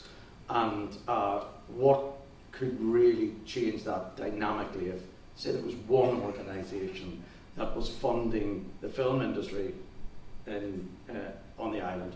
Imagine what that could do in terms of cultural contribution. The film industry has created many jobs, but to speak to the young man's point, a lot of those jobs at Cain or in Belfast are in Dublin and are not in Fermanagh. I think that everything that Fermanagh has to offer, very talented people, wonderful natural resources, why is that that real economic driver not being found to benefit here? So I think that in my industry, the actual, a real change could come about if we could get everybody to pool the money across the island and then disperse that economic benefit right across the island to benefit Fermanagh and other areas as well, including Donegal. So compared us to the north, the Donegal people may not like that, but I think that is it. I think that it is. We've got to think bigger, and we've got to think about ways in which we're not standing with our backs to each other and looking north or looking south, but actually looking west and looking east, and actually thinking about how we can spread the benefit of whatever inward investment's coming in. And in my industry, there is a huge amount of inward investment coming in since the sort of breakthrough productions of Game of Thrones and all of that. But we need to see it spread out, and we need to look to Stormont to see that. And I think Stormont has brought a degree of stability even in the last couple of weeks. I think people are really going to look for real change now. we really see real benefit coming out of that, so that we all can benefit, not just the people in the east or in the southeast. Maria, 2 minutes. I'm not sure how to follow that. Yeah, I couldn't agree more. In terms of the benefit economically, people far smarter than me will be able to quantify that and tell me what the increase in GDP is and all of that stuff. What I'm more concerned about is what this gentleman here said about standards of living and people feeling better off. Because if the economy's booming but people feel worse off, that won't be better, right? It couldn't be. So we have to make sure that we are building the future here and there, in both places. This place has to thrive in order for any conversation about unity to be successful. Because if this place is on its knees, people can't be brave, people can't take that step forward, people can't have the confidence to move into something different. So both places have to be working well, and we have to show what the benefit will be. We have to move from the blank page and actually move on from the hope to the belief. We need to have something to believe in. It can't just be a hope and an aspiration. It needs to be something solid and concrete and clear and well defined that people can understand and grasp and then reach for, because they'll see that it will benefit them and their families. Thank you, Maria. I agree with Trevor, I suppose. God, it was really important that I said out at the very start, we need to be looking at a new society, be radical in our thinking, and dealing with the abuses of power that have been a legacy north and south of the border, and that we make sure that in a new society that we address the inequalities that exist, particularly in barriers to education and all the rest. With that said, we have to be realistic and address how do we live today, tomorrow, and I suppose to some extent how we develop better synergies. I suppose education, you talk about your industry, Trevor, I suppose education in terms of the big organs of the state is probably the least organ of the state where you have synergies north and south. Unless it's ad hoc arrangements, it doesn't happen. Healthcare is different, economy is different, trade is different. But in terms of education, it doesn't happen unless it's in an ad hoc arrangement. We're seeing good inroads made in the northwest that you mentioned too, in terms of ATU in Letterkenny along with McVey, and the Tyrone Assembly or People's Assembly will be really interesting. Malik O'Neill will be speaking in relation to that, which will be really impressive in the work that's being done in terms of collaborative practices. But look, we need to push certainly a drive into the Irish government around the Citizens' Assembly. We need to be pushing hard in terms of how we develop further synergies. If we believe education underpins economy, if we believe that education underpins society, if we believe that education gives our young people, your children, a better hope, a better future, better outcomes, then we need to be realistic about it. I think that certainly the school communities in the north should be applauded every time we walk past them. The principals, the management teams, the teachers, the SNAs, the auxiliary staff for what they're doing. 140, don't leave forgetting that figure. 143 million in cuts over 11 years and a 7% rise in population. It's just crazy. So the staff, our school communities and our boards of governors, our wider communities need huge credit for what they're doing. We need to increase mobilisation in terms of believing that there's something better in those synergies. We need to be thinking we've one teaching council, we've two teaching councils, right? So we've a workforce issue in education in the south at the minute in terms of certain areas getting employment, but I'm delighted to see eventually the Teaching Council of Ireland going up and talking in some areas, at least to know how to register. But we need to be thinking around that, around registration of teachers, particularly from an education perspective, and greater collaboration. We have fantastic minds, both north and south, but particularly in education, let's get working more closely and creating more synergies in that regard. Thank you. Thank you.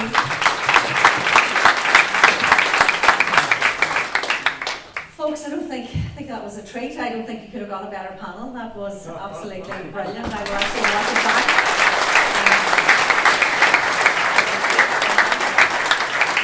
Brilliant, and all from such different perspectives. Thank you each and every one. That was fantastic. Thank you, Kathleen. Thank you to Team Sinn Féin for ensuring the smooth running. There was a lot of work in the background. Like I say, I came in late. I want to thank everybody in attendance and also those that contributed to the discussion.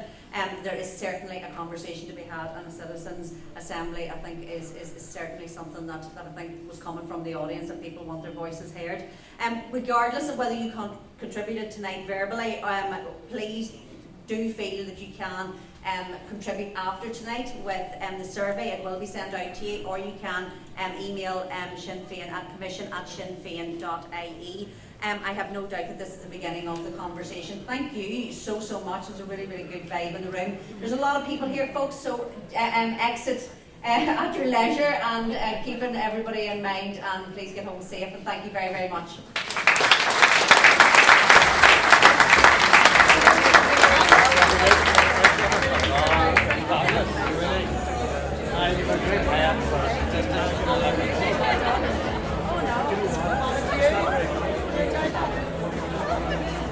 Well done. Yeah, there's so many different aspects of it. Well, you know,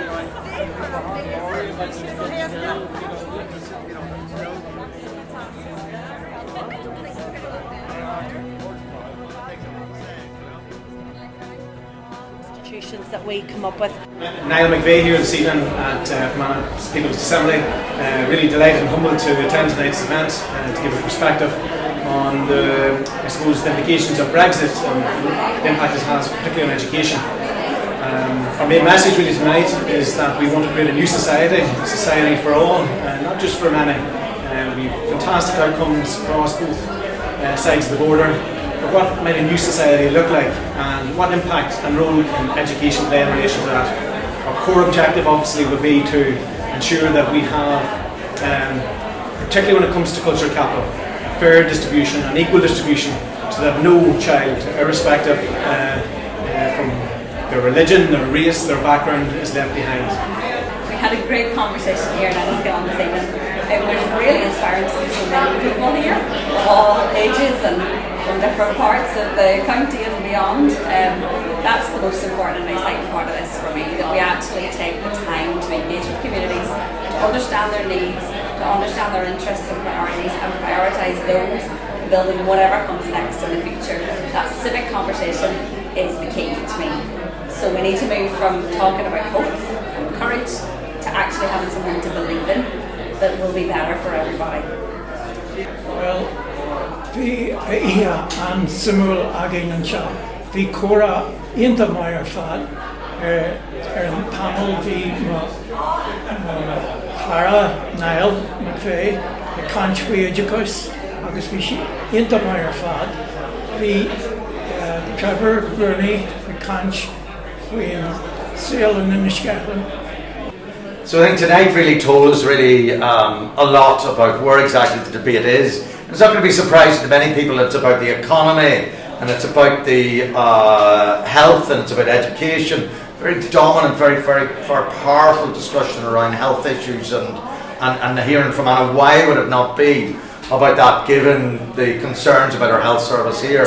And you know, I think that the big thing for me is, like, you know, the Southwest Hospital is kind of a metaphor for the future. You know, it's not about the bricks and mortar, it's about the doctors, it's about the nurses, and it's about the patients. You know, we've got to be very clear that we cannot leave anyone on the battlefield. We cannot leave anyone behind. And I think that everybody tonight is really going to go out and really think about their Protestant Unionist neighbours, and think about what is their fears, what are their fears, what are they paranoid about, what are their concerns about the future, and actually help them address those. You know, because our concerns are exactly the same. That's what tonight said. We're all concerned about jobs for our children. We're all concerned about education and about educational attainment. We're all concerned about socioeconomic barriers, and we're all concerned about health. Hi, I'm Noelle McAloon. I was the chairperson for the Fermanagh People's Assembly here at the Westville Hotel in Enniskillen tonight, the 11th People's Assembly. We had an absolutely packed audience, a very interactive audience, an audience that were really interested in the conversation, only superseded by the amazing panel who brought so much insight, who brought a level of knowledge that I think was really appreciated in the room, and they made many really interesting points about what the future of Ireland could look like. I think it was a really useful night.